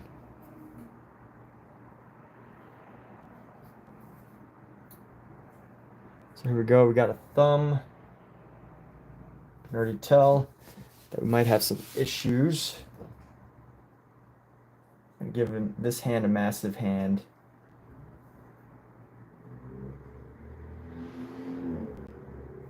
That finger's gonna be that long. This finger needs to be a bit longer.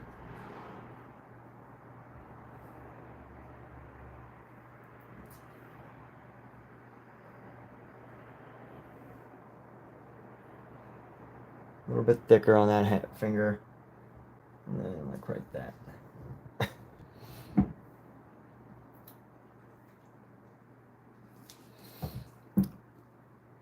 All right, get some shadows. Let's get some shadows on the neck here. Maybe on the side of the face.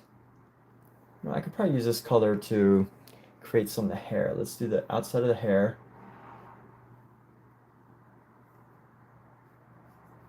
But what's going on, BK? Mr. BK. BK in the house. BK, BK. Mr. BK. What's up, BK?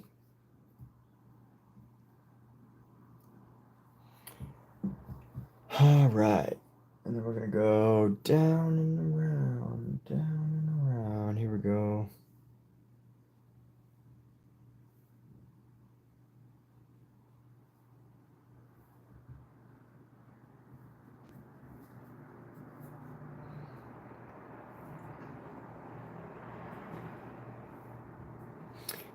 So in this image, God has a braided beard.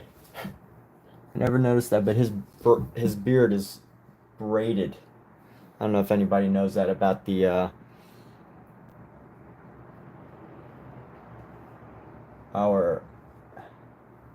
deity known as God in the Sistine Chapel painting. But yes, his beard is braided. I did not know that. Kind of cool. Seems very edgy, very modern, postmodern.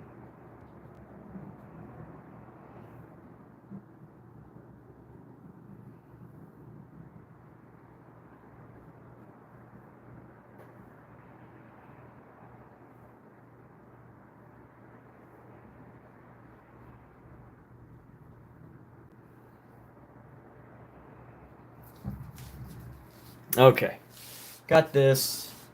Let's go shape out some of our characters here. I think I could probably use this color for this right here.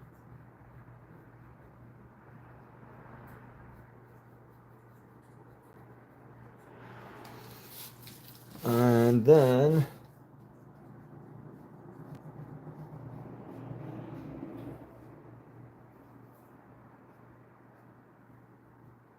there we go. I'm going to go around, use the shadow to create these various regions here.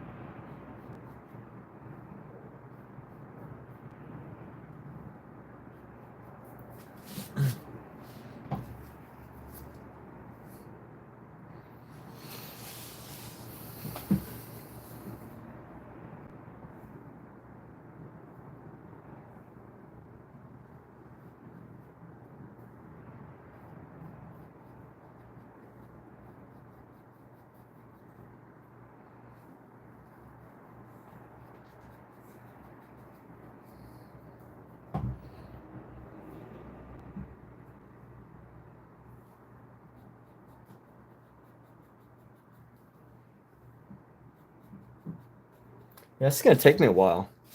But you know what? That's awesome because I need a painting that's gonna take me a while.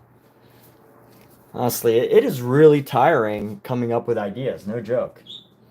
I'm sure a lot of you can relate since a lot of you watching are artsy people. But it can be a lot of work just constantly trying to come up with new ideas. And I don't know if that's just me. Like, well, you know what? Let me say this. I can come up with lots of ideas, but it's the coming up with ideas that I actually want to paint where, you know, that's where things can get a little bit troublesome. Because I always have ideas flowing, you know, I keep a list. And I was like, okay, this could be an idea, this can be an idea. You know, oh, I'm gonna save this idea for like, you know, a day when I have absolutely no ideas, but I want to paint. And down here, there needs to be a kid's leg. Where's this child's leg going? So we got this right here. He's got his arm coming down. Let's grab some of this brown that is already dried up. And grab some brown green.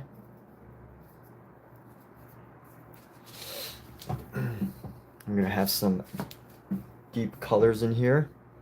I think brown green's a good color because it helps us contrast separate areas. So this leg is like right there, and we're gonna have this leg. Ooh, a little too dark. Need a little bit of more to lighten that a little bit. So we're gonna lighten that with an ochre. Let's try to find a good spot to put this color. This color needs to be like a dark green ochre, not quite this.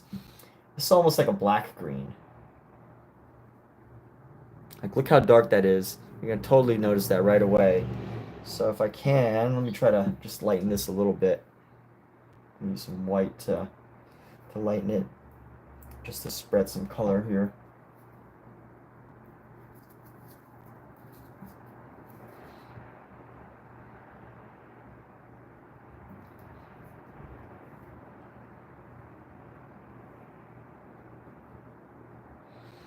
And let's go. Gonna have a figure coming down like this.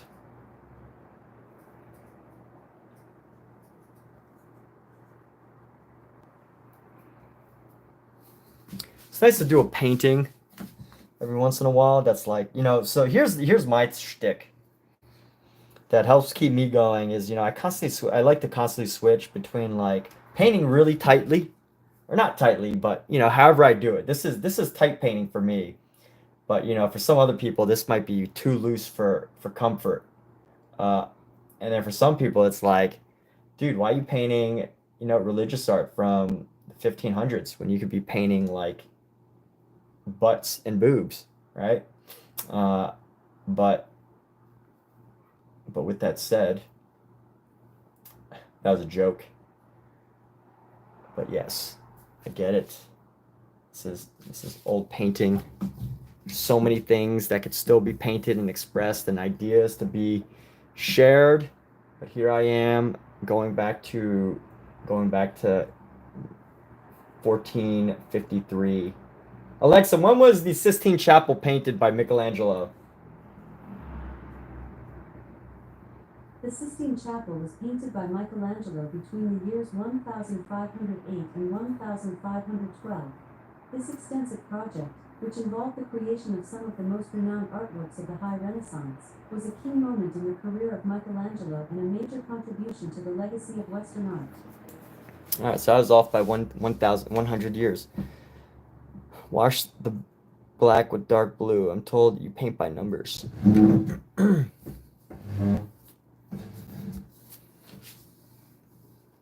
You were told that you paint by numbers, Michael? Who said that? How could anybody say such a thing about Michael? Let's go troll some Instagram pages.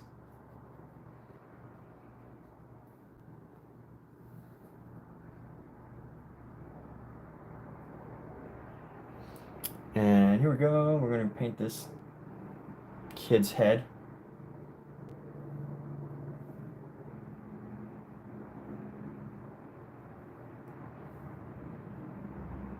I don't know, Michael, do you paint by numbers?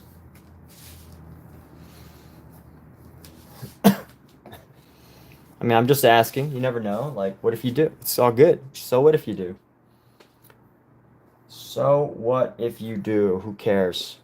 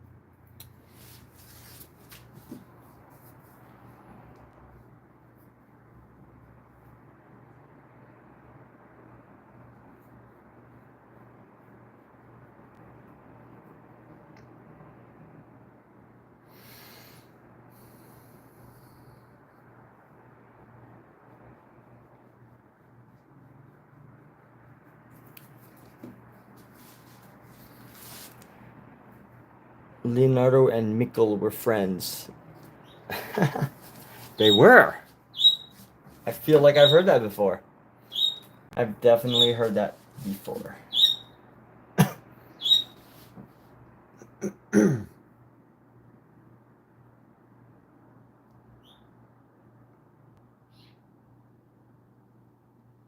right, what color is this? I was just using a dark brown. So let me see how I can. I want to make this head feel more natural. Michael's head feel more natural. And sadly, like his neck, he doesn't have a neck in this photo. I think he's wearing like a collared shirt or something, and the shirt's like going up because of the way his body's positioned. So I really don't know. Like, maybe I should paint it with the traditional jersey. Because this actually says USA. This actually says USA. My reference. It's the reference is a little different than what we know as the Jumpman logo. I didn't want to use Nike's logo, Nike's design. I just wanted to capture Michael Jordan in all of his greatness. So I decided to go with the USA one, which is slightly different. USA one is slightly different. We're going to go, let's bring some red into his face. Bring some reds into his face. Reds and like a purple? Yeah, like a dark red purple, I think would fit on his face right here. I'm gonna go. Who likes to look at the side of my face?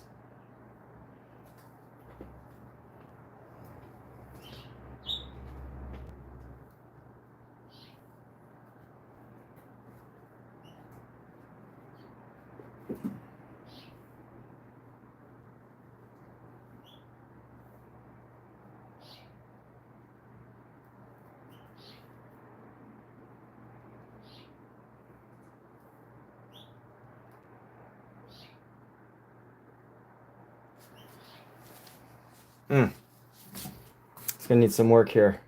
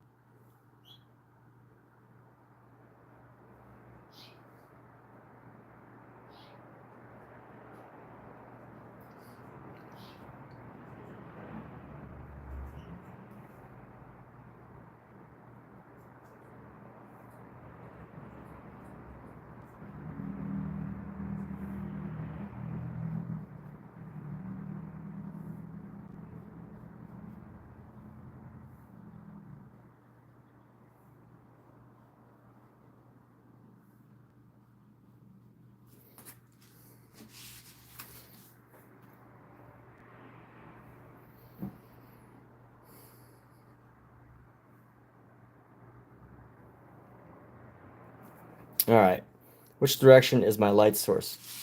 Probably just straight on. Straight on or bottom right. Straight on or bottom right, one of the two.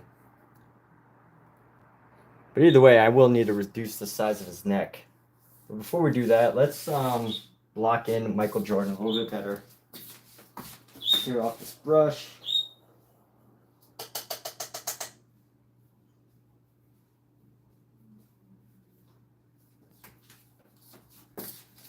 We're gonna go. Let's see, we're gonna go. I'm gonna paint this shirt here.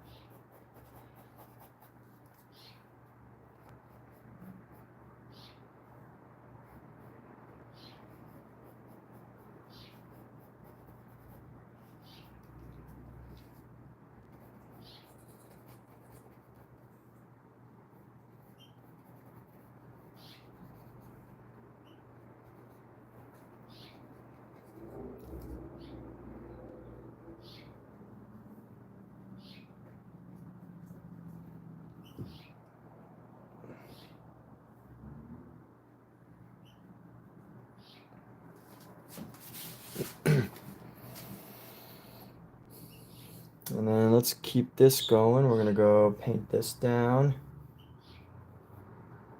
Save a little space up here for a couple different color areas. This is gonna come up nice and high. So probably pretty much comes up right around there.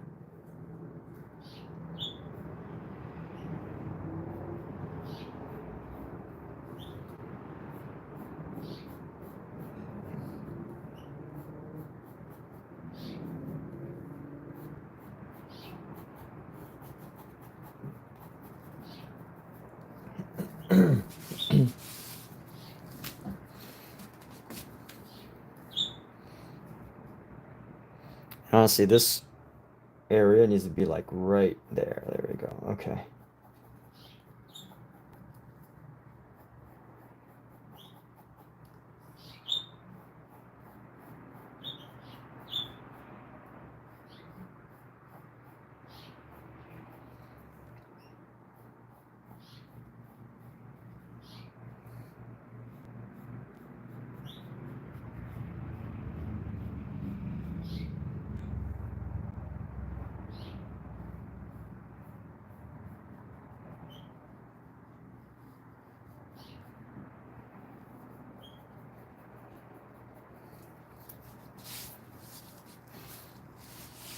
And here we go. So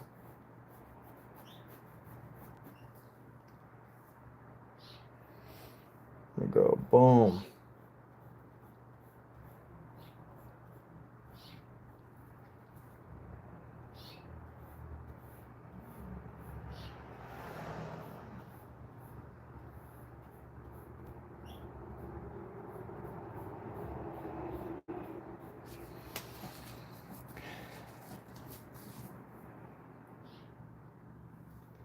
Honestly, this needs to go right up into this rather than like around. I want to give this, yeah, I should have brought, this should have been brought in. Oh well. You can repair it. You can repair anything. Anything can be repaired, even your life. Everyone's life can be repaired with a little bit of paint.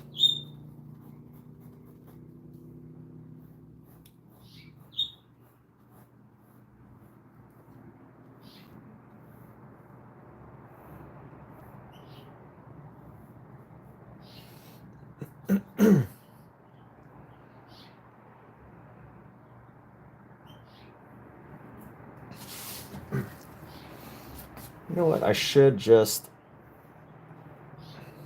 paint into here.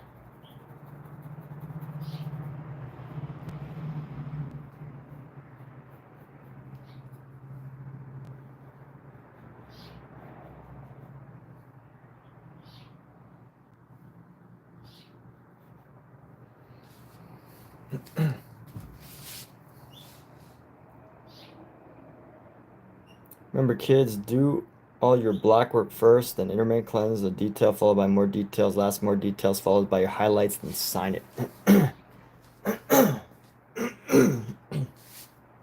Wiser words have never been said. Okay, let's see how we're gonna do this. I want to paint the atmosphere around MJ. Good old MJ. Let's make him look larger than life, like he is just soaring past mountains. Soaring above and beyond the mountains.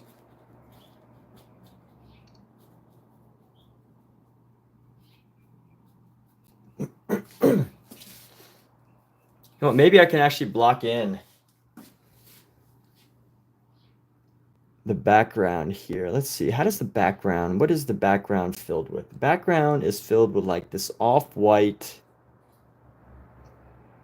like just a super white, light white gray with a hint of yellow. So not a little bit off-white with a little bit of yellow. So let me grab a bigger brush. I'm going to start establishing the entire area here. Let's find a good color. Let's bring our yellow down. We're going to bring down our yellow here. Bring in our white on top of our yellow. Bring in a hint of gray. Is that black or? I don't know what that is. I think that's black. But oh, what color did I just make? I just made a black, yellow, and now it's like a super dark gray. So I don't know if I could even use this. This is what happens. This is what happens when you don't mix your colors right. But, you know, maybe we could just block this in with some, add this in somehow. Find a way to make you see this color.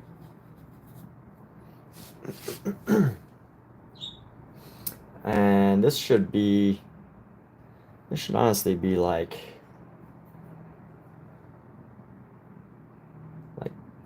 coming past him maybe.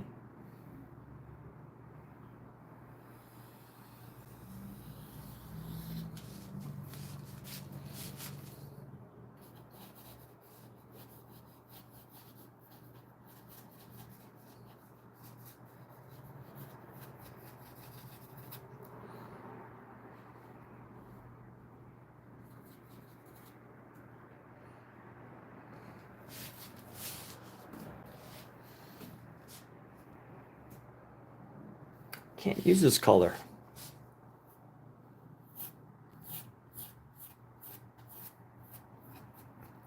Can't use this color almost anywhere on here. You know what's interesting is the actual painting itself has like some figures on the bottom. I can't quite figure out who those are.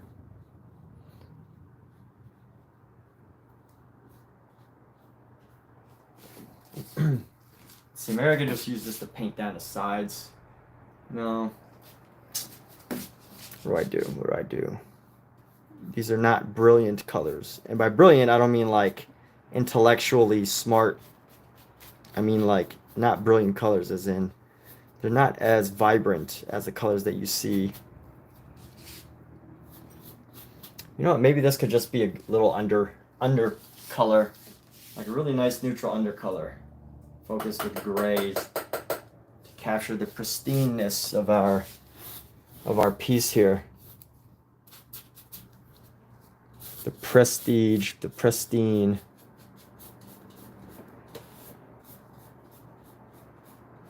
And then we could paint on top of it with some other colors. But for now, just, you know, getting this color laid down. That's pretty much all we can do. Unless I want to just save this color for something else, but You know, why do that? Why save it when you could just use it? And you find your happy little accidents.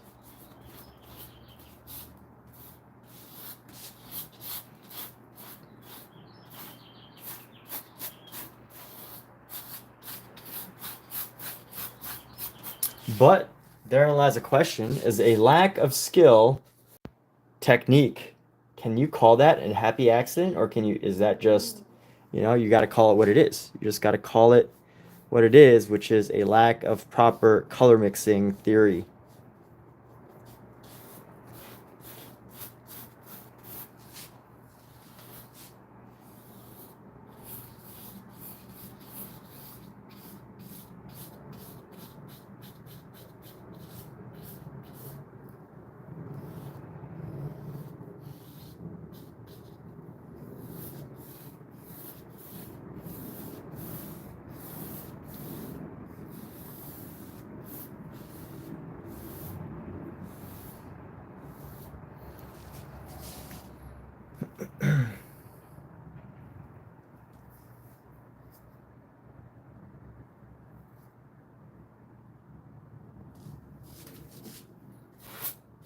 Michael says faster. Faster?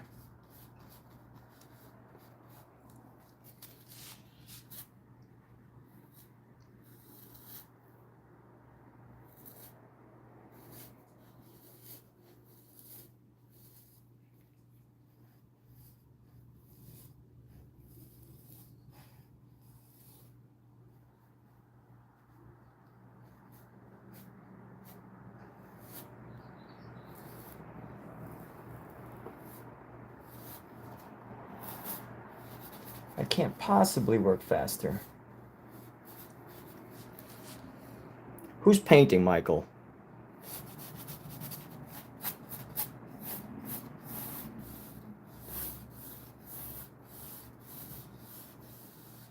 What am I, an assembly line?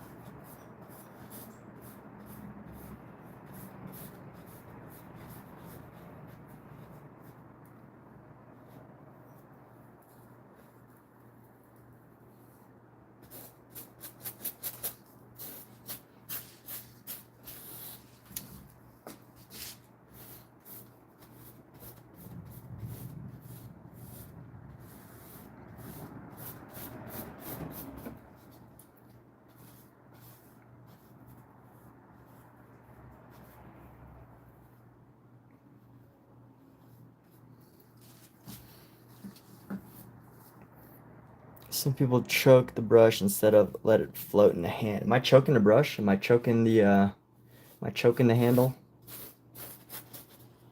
I don't think I was choking anything. But you never know. Sometimes you don't know what you're doing until someone points it out. If that is what you observed, then definitely let me know. If it looks like I am choking this brush, which I don't feel like I am. So even if you said it, honestly, I'd be like, okay, maybe you're right.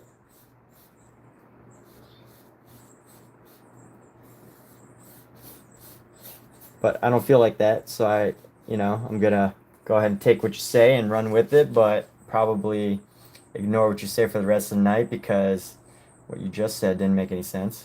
I'm just kidding, Michael. If it looks like I'm choking a brush, let me know. One thing though is if you're choking something, it's really noticeable in like music. If you're like you know, pressing too hard, that's one good reason why it's like, you know, you can really benefit from music education. You can really control pressure in your hand if you learn how to play music.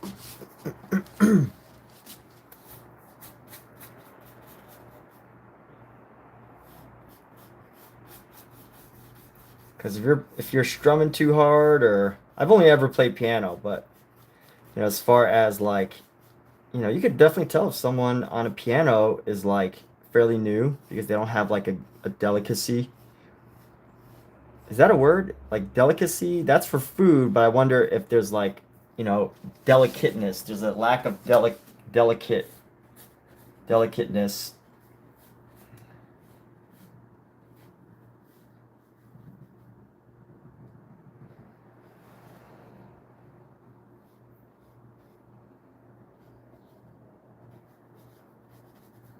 I'm just gonna blur these hands just so I could get the space in here.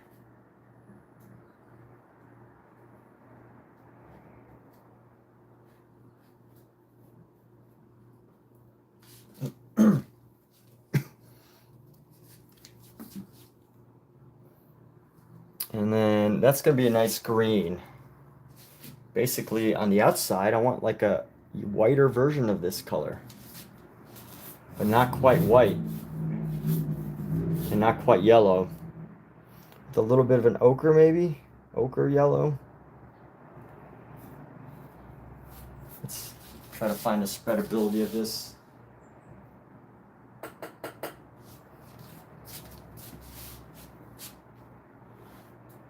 Look at that. Look at that. Look at that. It went perfectly in between the fingers. That is destiny right there. This was this mark was destined to be going perfect. I might even just leave it like this. I don't know. Can I leave it like this? I feel like I can't.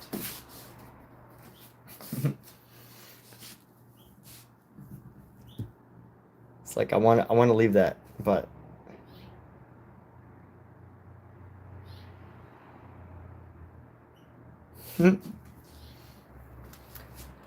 all right. I want to leave it, but I can't. Some tells me that I should just paint the painting.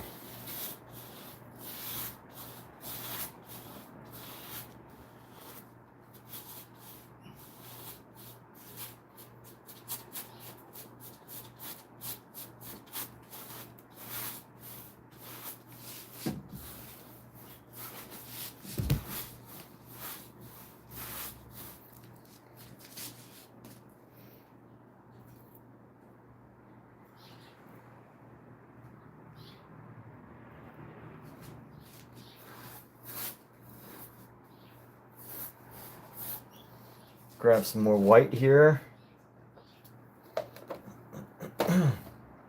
Actually, I should really just use the rest of this Utrecht white that I have because it's almost out.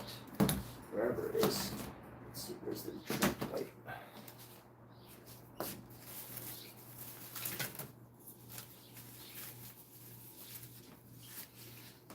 Is it behind?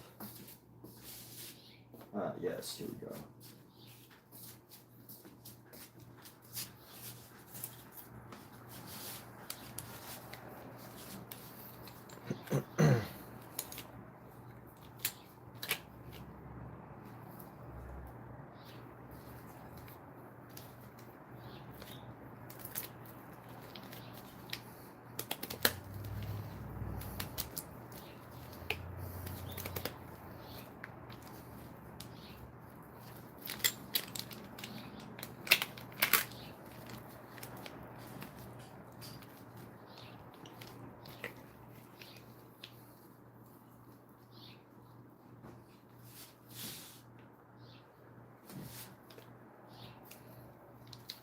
There's so much oil paint leaking from this.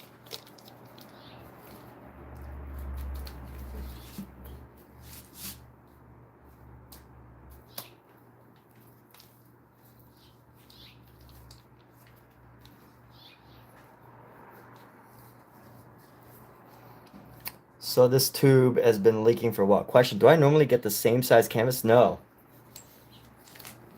I usually get, so the way I've got to this size canvas, I actually have, there's a method to my madness. I've created my own curriculum where every few canvases, I'll probably do like 10, I'll probably do like 10 to 20 of a single canvas size, then I'll upgrade. So my earlier canvases, I started with 4x6, and this is 20x30. So, you know, just over time, I've grown my canvases. So you can kind of tell, like, where I am in my painting, where I was in my painting career.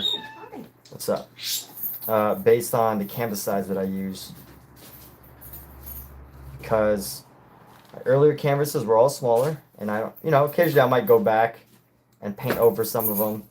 But in general, I'm graduating myself toward bigger and bigger canvases, you know, every like 10 to 20 paintings or so. Starting by 4x6. I only did like the standard sizes. So, you know, I had 4x6, 6x9, 6x8 or whatever, 12x16, 16x20, 18x24, and, you know, pretty much I'm trying to stay 18x24 as my smallest canvas right now.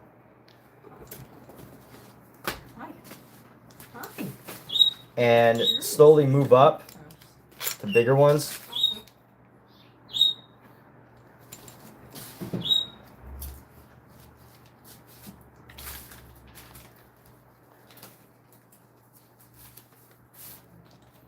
This paint, look, there's a hole in this tube of paint.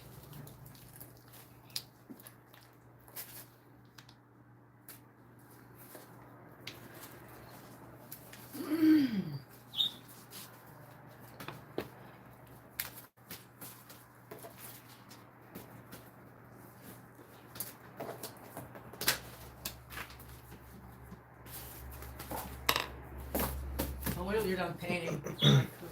Okay. All right. So is bigger better? Yes. In most cases for painting, yes. So, like in so many ways. One, because yes, people are definitely amazed when they see a big painting, no matter what it is. Two, if you want to sell art to people who can afford it, you can justify higher prices when you paint bigger.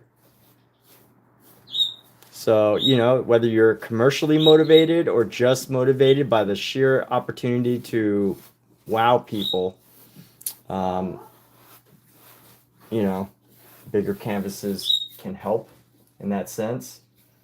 Also, I think it's easier to paint on big canvases, right? Like, I have a really hard time painting eyes and hands on really small figures. But I have, you know, I painted bigger ones, and you know, it just becomes it's easier to paint details when you're painting on bigger canvases, I think.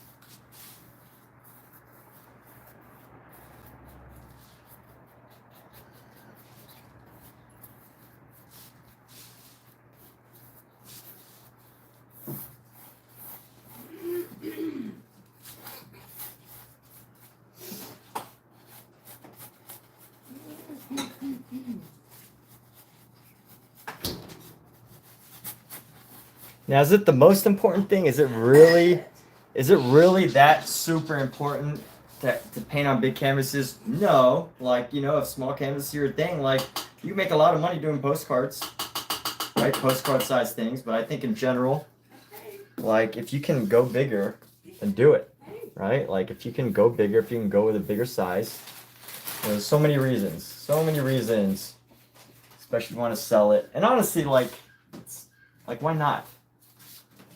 The only reason I feel like you wouldn't want to go bigger is obviously the fact that you have to use a lot more paint. Like, you know, I could have already covered this canvas if this was any size smaller, right? Like if this just is one standard size smaller. So this is 20 by 30. So the next standard size smaller would be 18 by 24, I think, or no, 20 by 24. So knowing that I'd be done by now, I probably already covered at least 20 by 24 worth of space.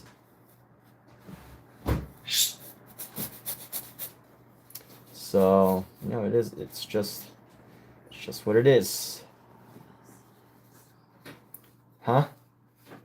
Did you say yes it is? It is what it is? It's just what it is? Are you agreeing with me? No.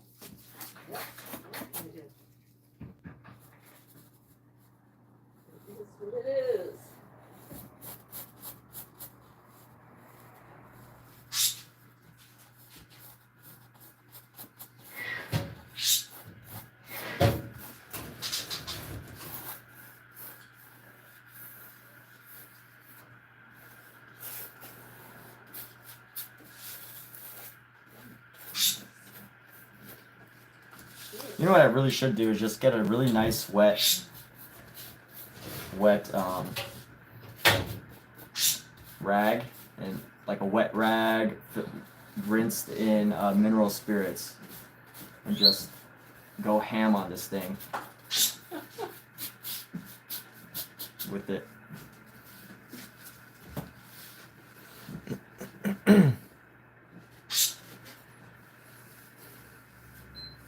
How much do I think it actually costs you to paint a painting?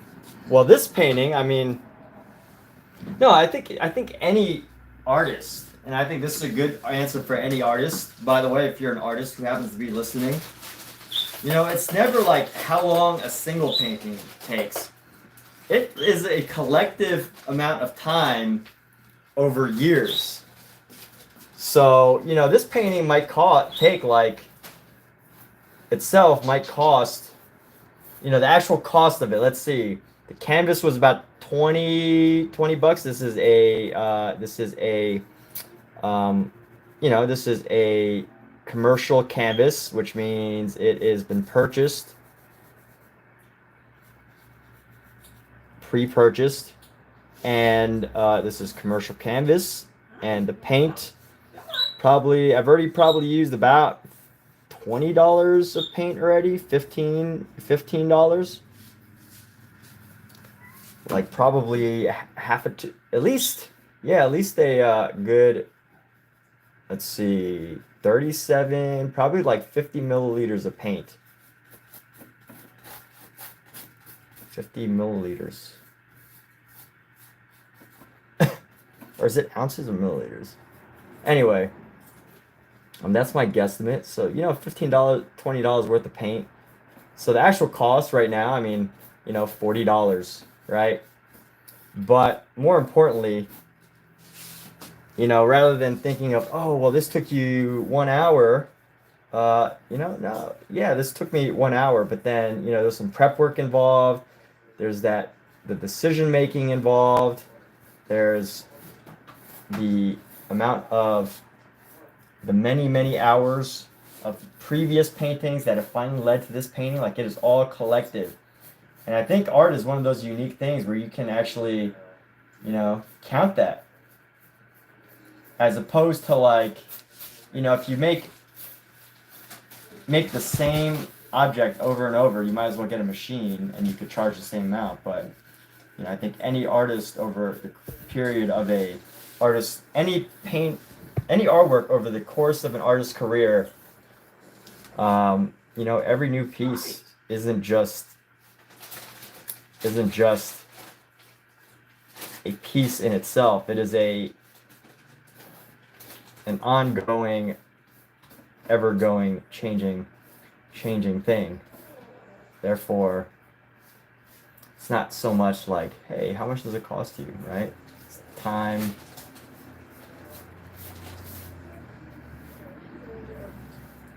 Time, how many other paintings that have been made, that's all calculated in.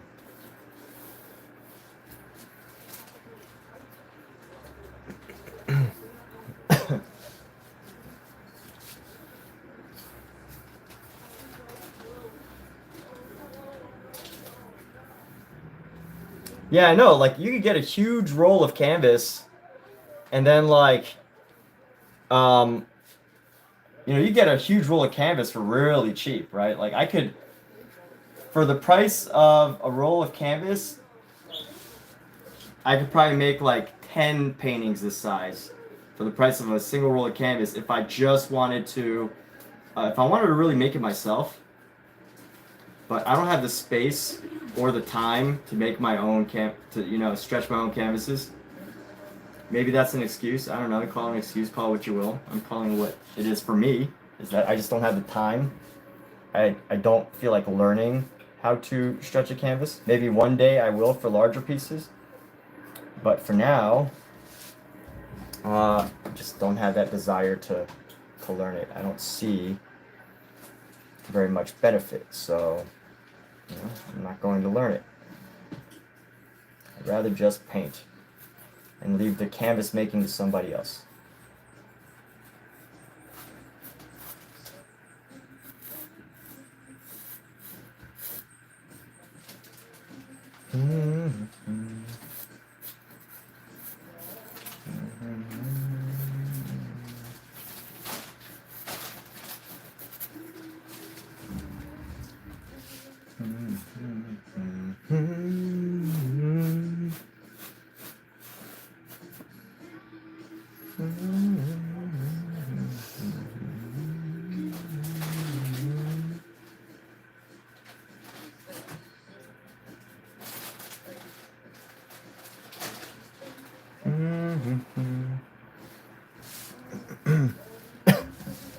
Boards? What kind of boards? Because boards are pretty expensive, the boards that I've seen. Are you talking about like the panel boards? See, for me, they're pretty expensive. It's easy to make your own canvases. What do you mean? You make the frame, you stretch the fabric over it, and stick it. You're done. But you have to gesso it too. Not necessarily. And you need a space to store all the wood. I mean, I don't know. Maybe Kat has just convinced me to start stretching my own canvases. Because I could save a lot of money. I can make 10 canvases for the price of one. Yeah. Well, no, maybe like 4 or 5. You can move them outside. But hey, with tariffs, the price of wood's going to be increasing. So I don't know if that's really true. I mean, I guess it's going to increase whether I buy them or get it raw. Everything is increased. Yes, everything is increased. Those stamps are twice what they were. Gas is doing okay. I think gas prices haven't gone up too much recently. But hopefully it all works out. Hopefully tariffs come out to do what they're supposed to do.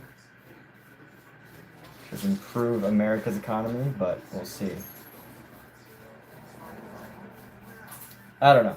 I mean, I feel like, Kat, you're trying to convince me to just make my own canvases, but as soon as I actually buy the supplies to make my own canvases, you're going to be like, why'd you get all this stuff? I didn't say you should keep the stuff in here. Oh, yeah. Just make the canvases outside. Okay, you got a good point. All right, well, maybe I will. Maybe I've just been so considerate of your space that I just couldn't, you know, You have, Get, yes. huh? You have, haven't Yeah, I didn't.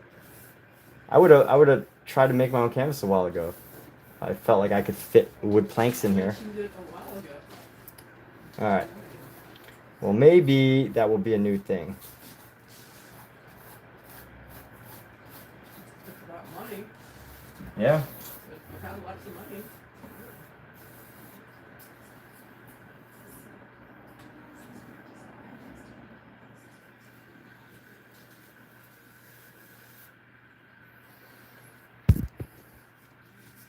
Don't I have a yard? I do not have a yard. I don't have a yard. I do have an area in the back. We do have an area, but it's not necessarily a yard. Maybe Pat would rent out some of his garage space. Hmm. Maybe.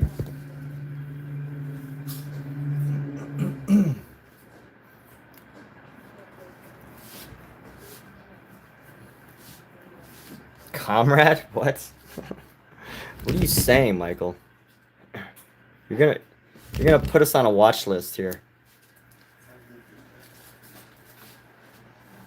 I don't know this guy. He just randomly started calling me comrade.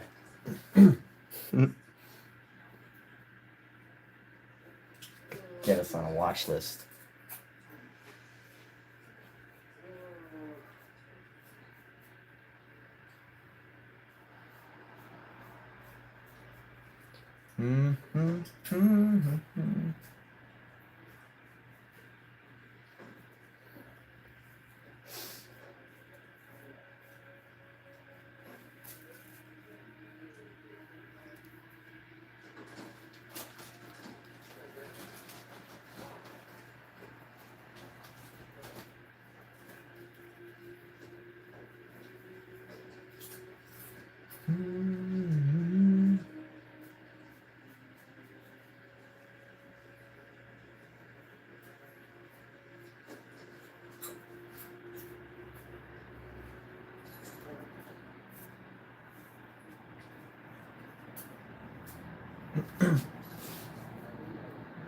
I'm already on a watch list. Jordan needs a number on his back with a basketball. Yes. Well, I was debating whether I should actually have a basketball in his hand or if I should make it look like, he's trying to touch it with his bare hands.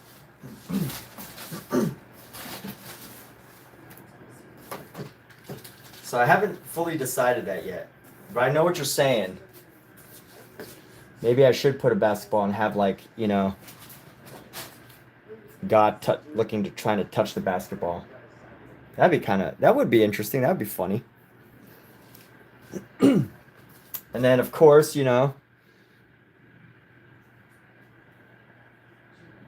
Jordan's going for the dunk, so it's a little bit higher than God, the finger of God. I feel so weird saying that word, God. I feel so weird saying his name. I feel like it's inappropriate, like someone will be offended. All right. Let's go with these. We got this beautiful little blue color right here. So we're gonna go, under the shoes. We're gonna go give him some shoes here. Jordan's got some shoes.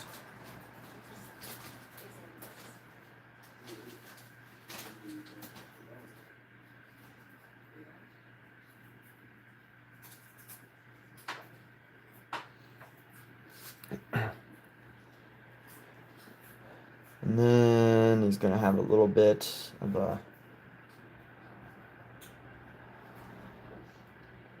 some change in coloration there. And he's gonna have right there.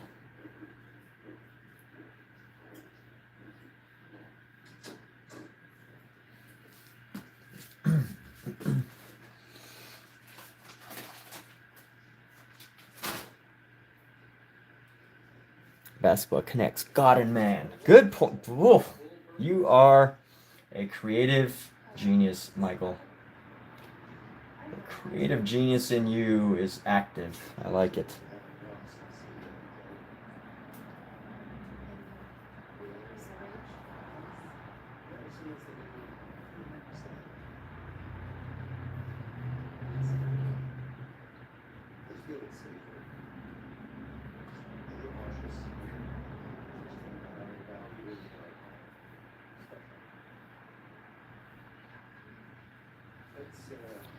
Michael, your genius is showing.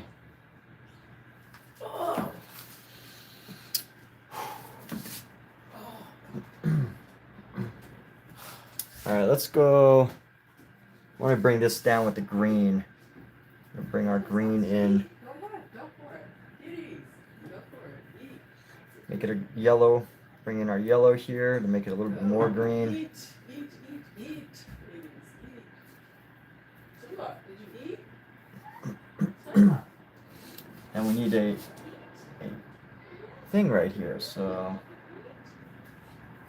Huh? Did you eat?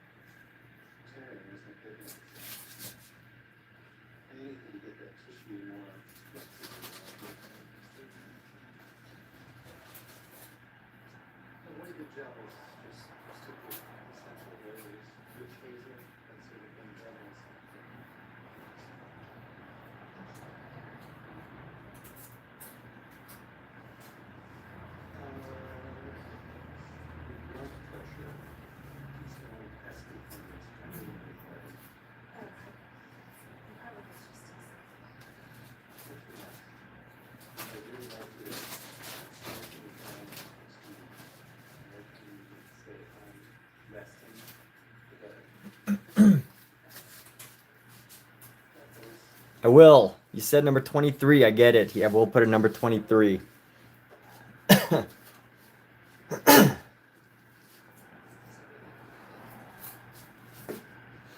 He will get a number 23. I just didn't want to make it look too much like the Nike logo. Like, this was the original photo, actually. This is how his position in the original. But Nike changed it. Nike gave him a different look. And Nike basically took this photo and tried to, like, basically, make their own version of it, so they didn't have to, I guess, credit the original artist or the original photographer.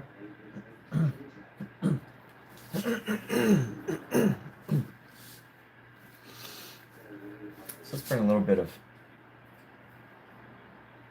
green.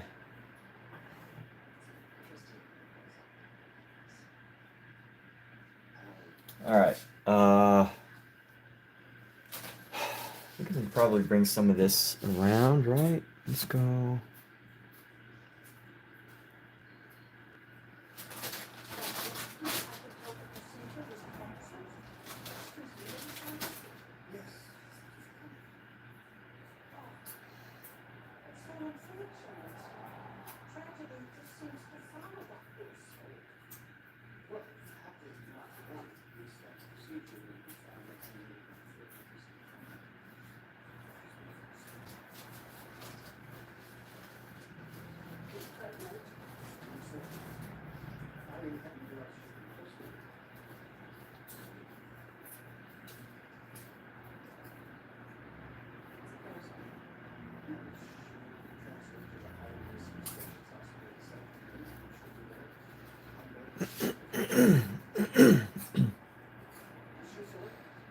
Yep, you're right. That's what we'll do.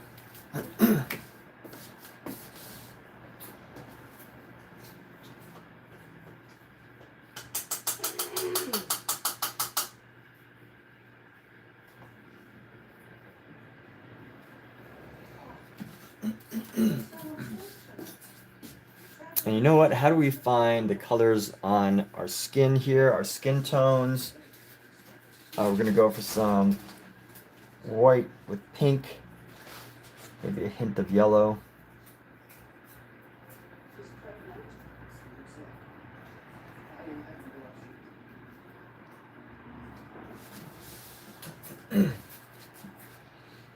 I mean, I don't think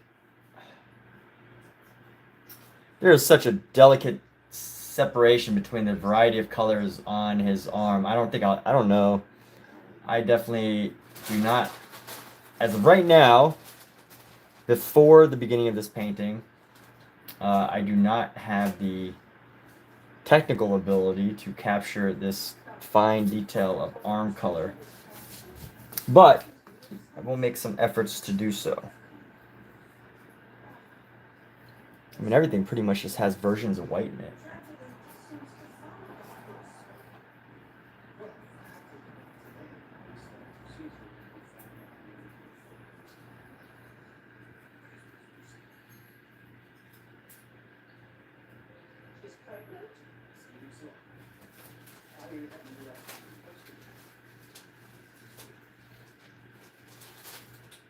So I actually have no clue how I'm going to give him his color.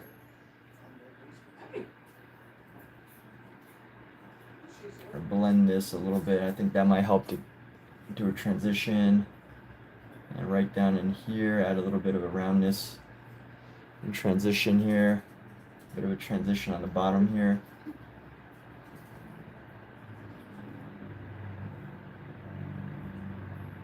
Go, little girl. Little cute girl.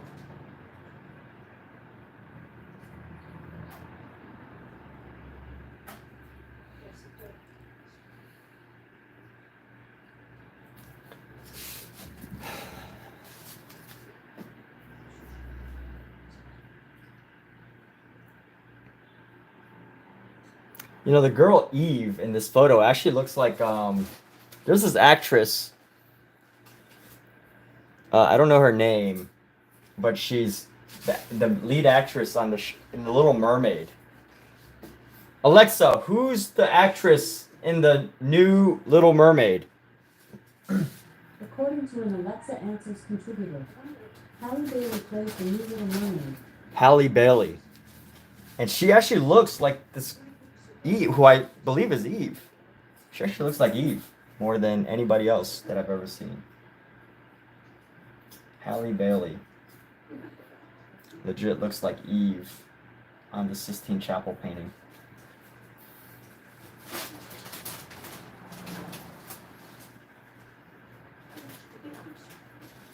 Honestly, if they do cast someone for a movie that requires like an Adam and Eve, Halle Bailey is probably the right one to go with. You disagree? Why?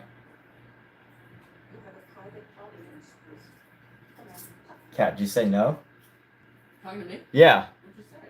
I said Halle Bailey looks like Eve in the Sistine Chapel painting. You said no.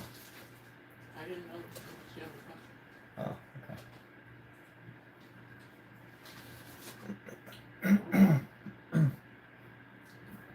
Does she? Yeah. It looks just like her. Is Eve black? Eve, well, in this color, she's got a tan. She's not like, you know, I mean, she could be either one. Okay. I feel like. I don't know. Kind of. Huh? I've never been to the system. Me neither. We should go. We should. We should go Could show everywhere. the great artwork over there. Yes, I agree. Yeah. Let's do it. Let's make a trip out of it.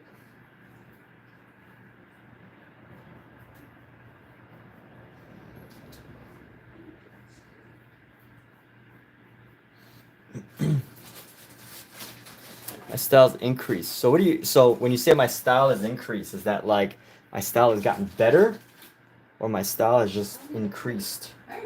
Whatever that even means. Just better. just because I'm painting, copying classical religious paintings? Is that what makes a great artist? I don't think so. I have to disagree there. But if to you it makes you, you know, if you think it's better, then whatever, that's fine.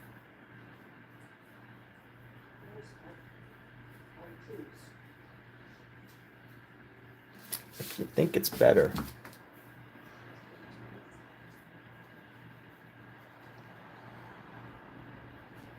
Let's find this darker pink here. I'm gonna come into here.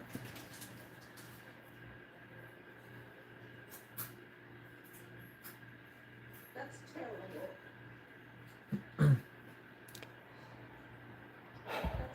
What makes a great artist? That's a good question. What makes a great artist? You have no thoughts on that? Surely you have some thoughts.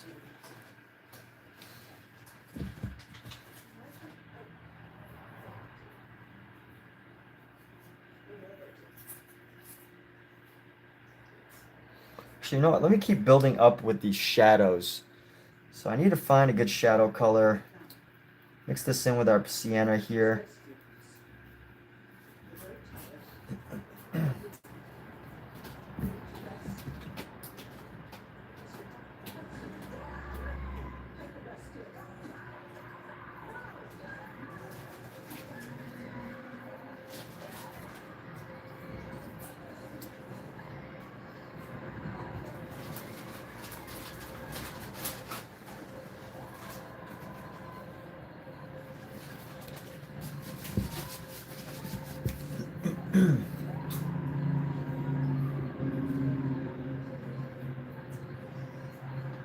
Scout? Scouty! Scout, scout, scout.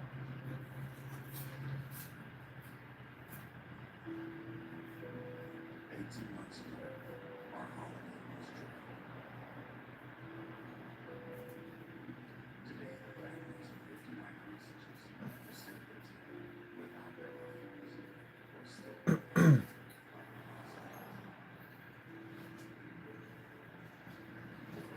Hey, little scout. From your perch. I moved. You like it there? Oh, what was the question again? What makes a great artist? What makes a great artist? What a philosophical question. Media, attention, people seeing your work.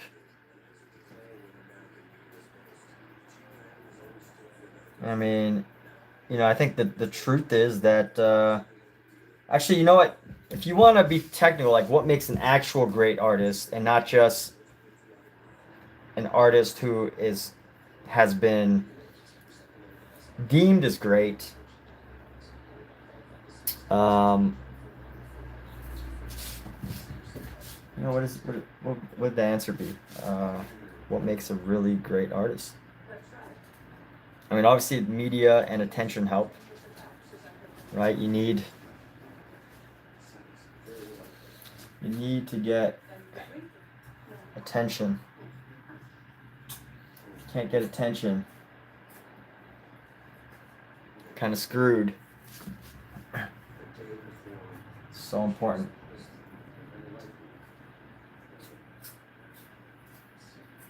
Sadly.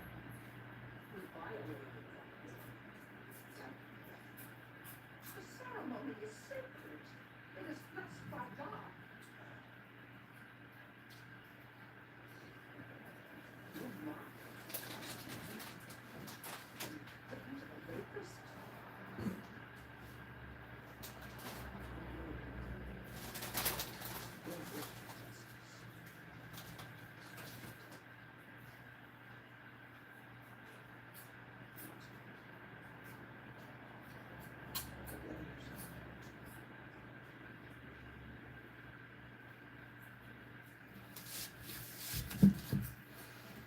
So cool. As per, where can you follow? You post that. What's What's up, Joel? Well, thank you. Yeah, I post my finished stuff on here, Instagram. I mean, I posted Instagram here, TikTok, LinkedIn, and my Facebook. So those are my main areas. I pretty much post on all those places. But yeah, feel free to follow my YouTube if you really want to, So I do my live streams here, but my Instagram is just filled with like extended thoughts on some of my paintings. So if you are interested in thoughts, which most people are not, they just want to see the finished piece, you can go there. And if you want to, just stay connected, YouTube's fine. Instagram, I think Instagram's great because I can, it's much briefer, the interaction, right? Like I can just boom, boom, boom, give my thoughts, but my live streams are much more in depth, much more involved as far as, what I say here.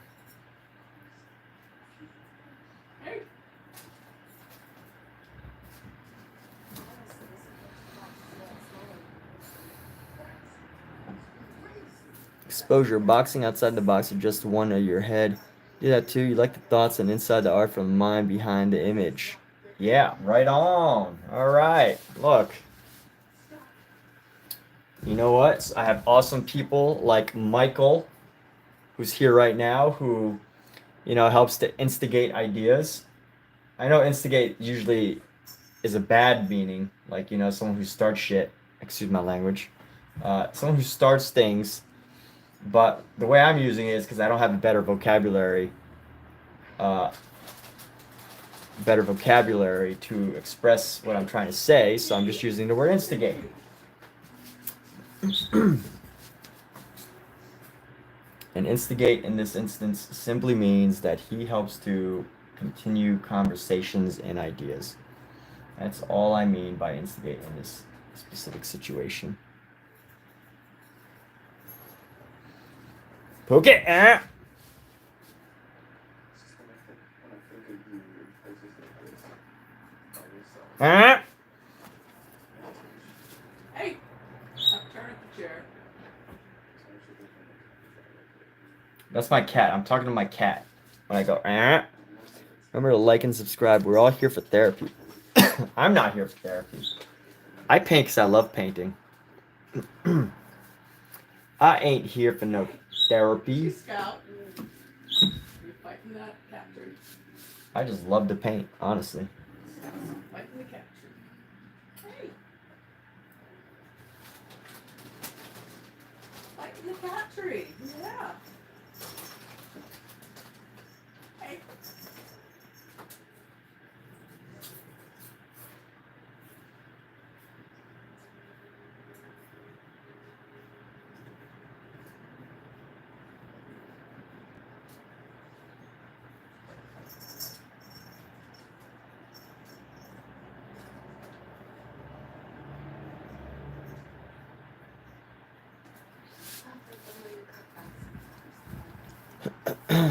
Yes, Michael helps to facilitate ideas, not instigate ideas.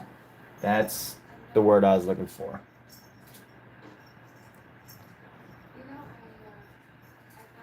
Oh, and here comes Mizu. Mizu with some wisdom. So nice of you to join our triangle here. I guess it's a triangle now. Michael, the Mizu, Joel, and Michael triangle of greatness. So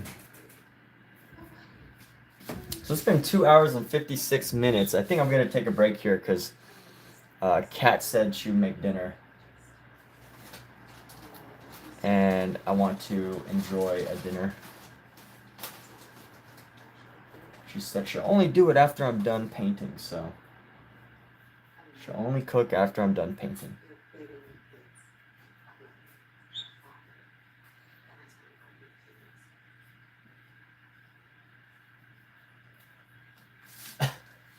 I don't know how I'm gonna like repair this painting. Like there's just so much going on that I've got a lot of work to do. Three Stooges. Michael, you can't call new people a stooge, okay? Not until you've at least had a chance to insult them subtly at least 5 other times and you found out that they're okay with it. Hey.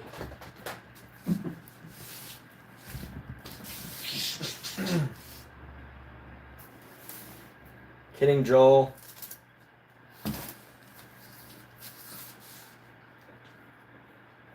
You can be nice or you can be mean. You could troll me and you could be mean. Like usually it's funny because when I start to try to paint eyes and I keep messing up over and over and over, like Omizu and Michael just keep saying stuff that just like makes you never want to paint eyes again. That's all they do. They just pester you. They're like a fly that won't leave your painting. It just keeps coming back onto your painting. You're trying to get rid of it, trying to do some good painting, but then you know they just don't stop. They just keep coming back for more.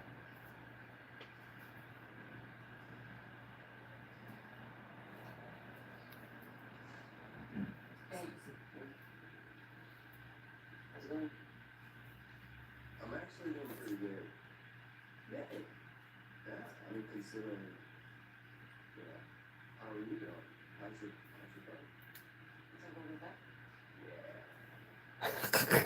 Yeah, you don't mind the stooge thing. You guys too old to care.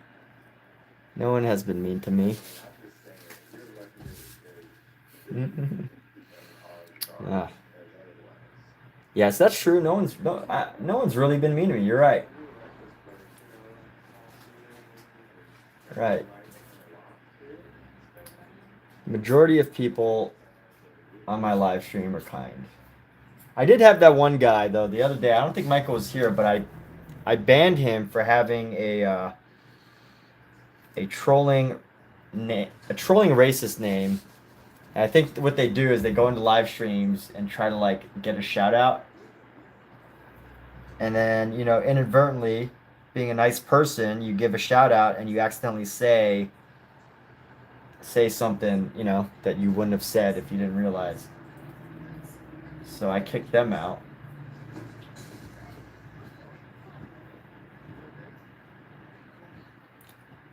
But they came back, so like, you know, I didn't ban them. I just kicked them out for a day, right? That's what I do. I don't ban. I just put in timeout.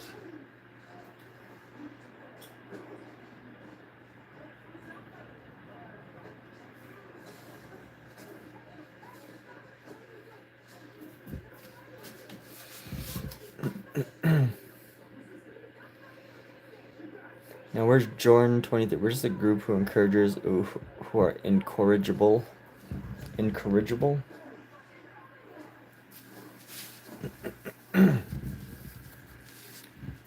Incorrigible, whatever that means. I don't know what that means.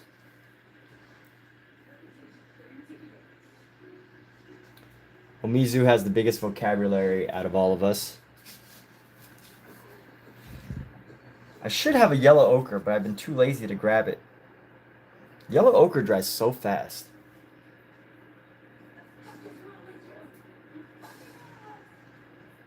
Is that the only word she knows?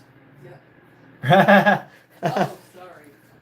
Huh? It's on your live stream. No, it's fine. I don't care. I'm just joking, like asking. Yeah, it's a kind of Hmm? that kind of show. I don't mind cussing. Yeah, but Charles. No, it's okay. They'll live, right? Everybody here will live if you hear some Censor you. Right. Well, you know, technically, yeah, YouTube would censor me, but it's okay. Hi. Hi. Baby. Yeah. Kat, I'll probably wrap up in like 10 minutes, 5 to 10 minutes. 10 minutes. Let's say 10. Good. Give myself 10 more minutes. Good. Yeah, as soon as you move this garbage. What? You won't cook until I move garbage? I can't move around. Already tripped. I'm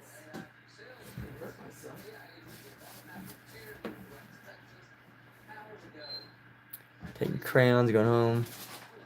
You're taking crayons. Oh my goodness, look at all this. Look at all this painting still left to do. So much to do. Grab this ochre here. How do we find a nice ochre? Oh yeah, by the way, usually I promote channels of other artists who are here, or anyone with a business.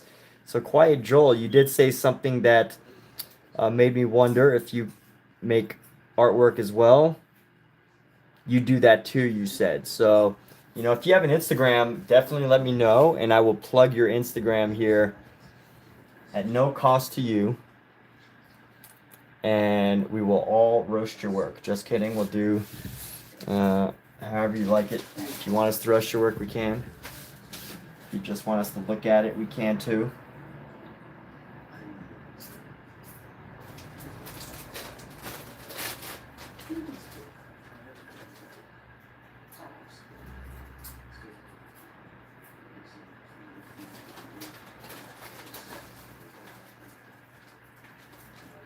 Everybody here is going to have some massive calves.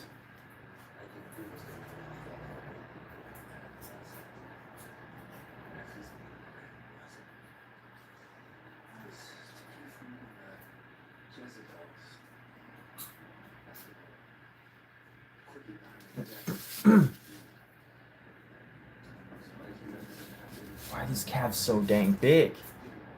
These are such big calves. All these people have such big calves.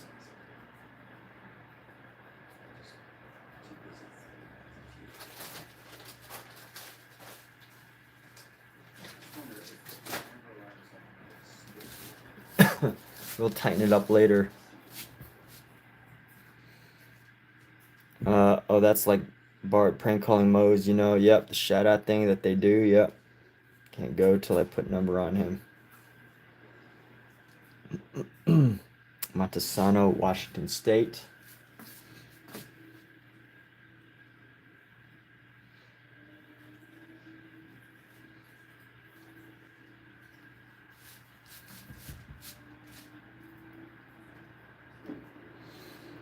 Speaking of which, I don't know if anyone heard what I said earlier, but this Eve here in this painting looks just like Halle Bailey, the girl who plays Little Mermaid, the new Little Mermaid. Looks just like Halle Bailey. It's pretty crazy. It's pretty wild, the likeness of Halle Bailey. The very first woman. I believe this is Eve.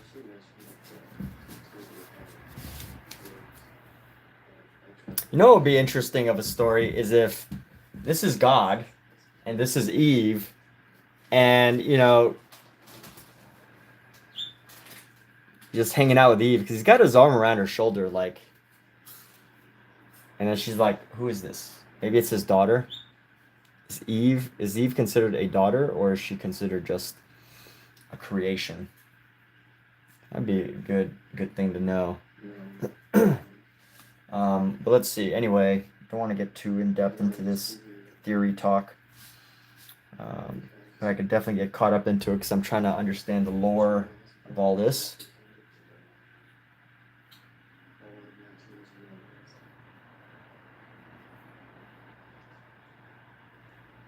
Yo, these artists are so dang talented. I don't know, like, how to even begin to capture some of these details.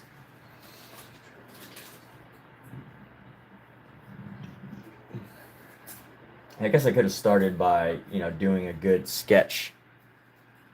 But, all right, let's see. I'm going to take a break, actually. Take a break from the socialist criminal, artsy fartsy. Michael, Eve, good night. I'll hang out in the bathroom. I'll pass on that.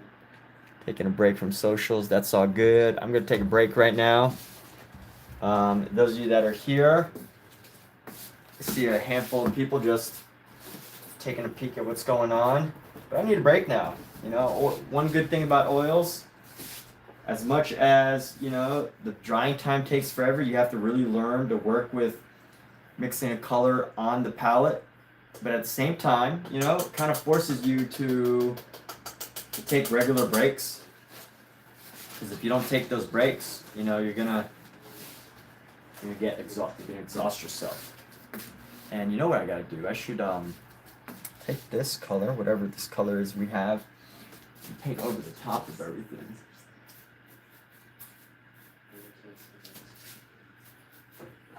Let's go. Let's bring this up.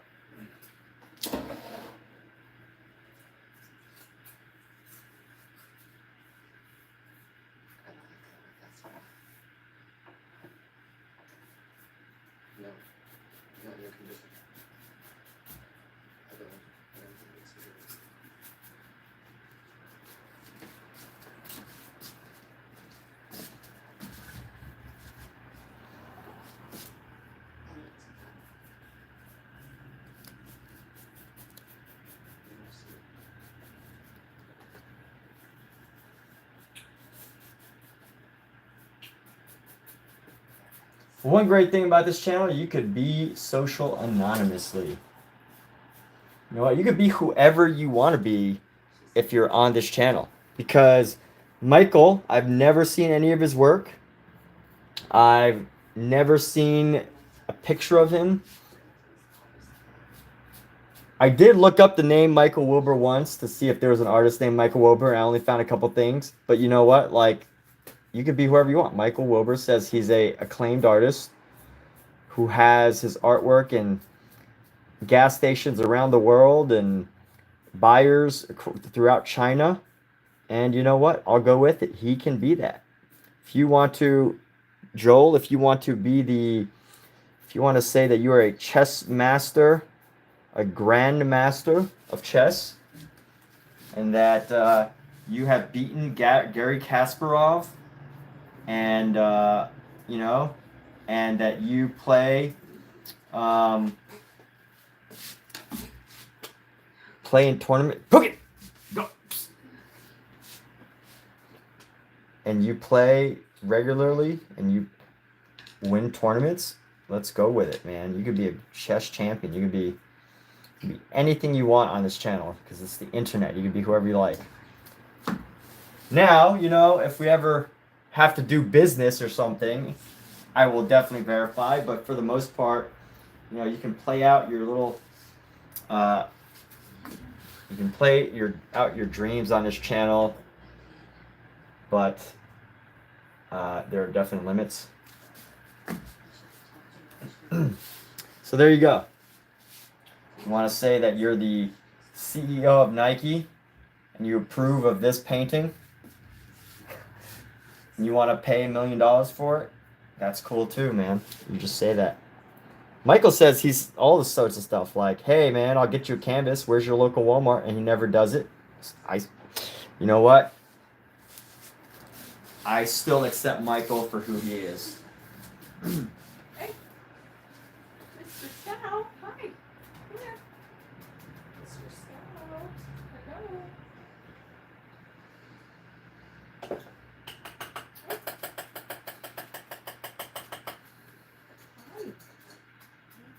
Kitty. Beautiful dress.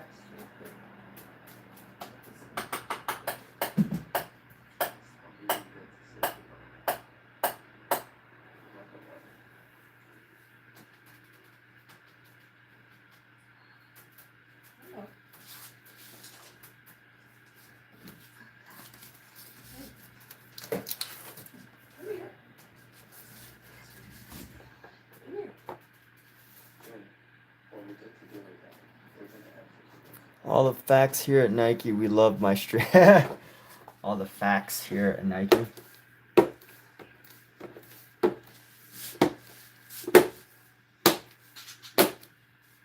Alright, so we are still working through the ugly phase of our painting. The ugly phase will probably last for quite a while. And you know what? It might not ever get beautiful. But that's okay. Because we did it. and no one else has ever done this painting before because we are all unique, right? Everybody's unique. Everybody's special. All right, with that, thank you, everybody. Hope you're having a great afternoon. Have a great rest of your evening. Have a great dinner. And take care. Good night.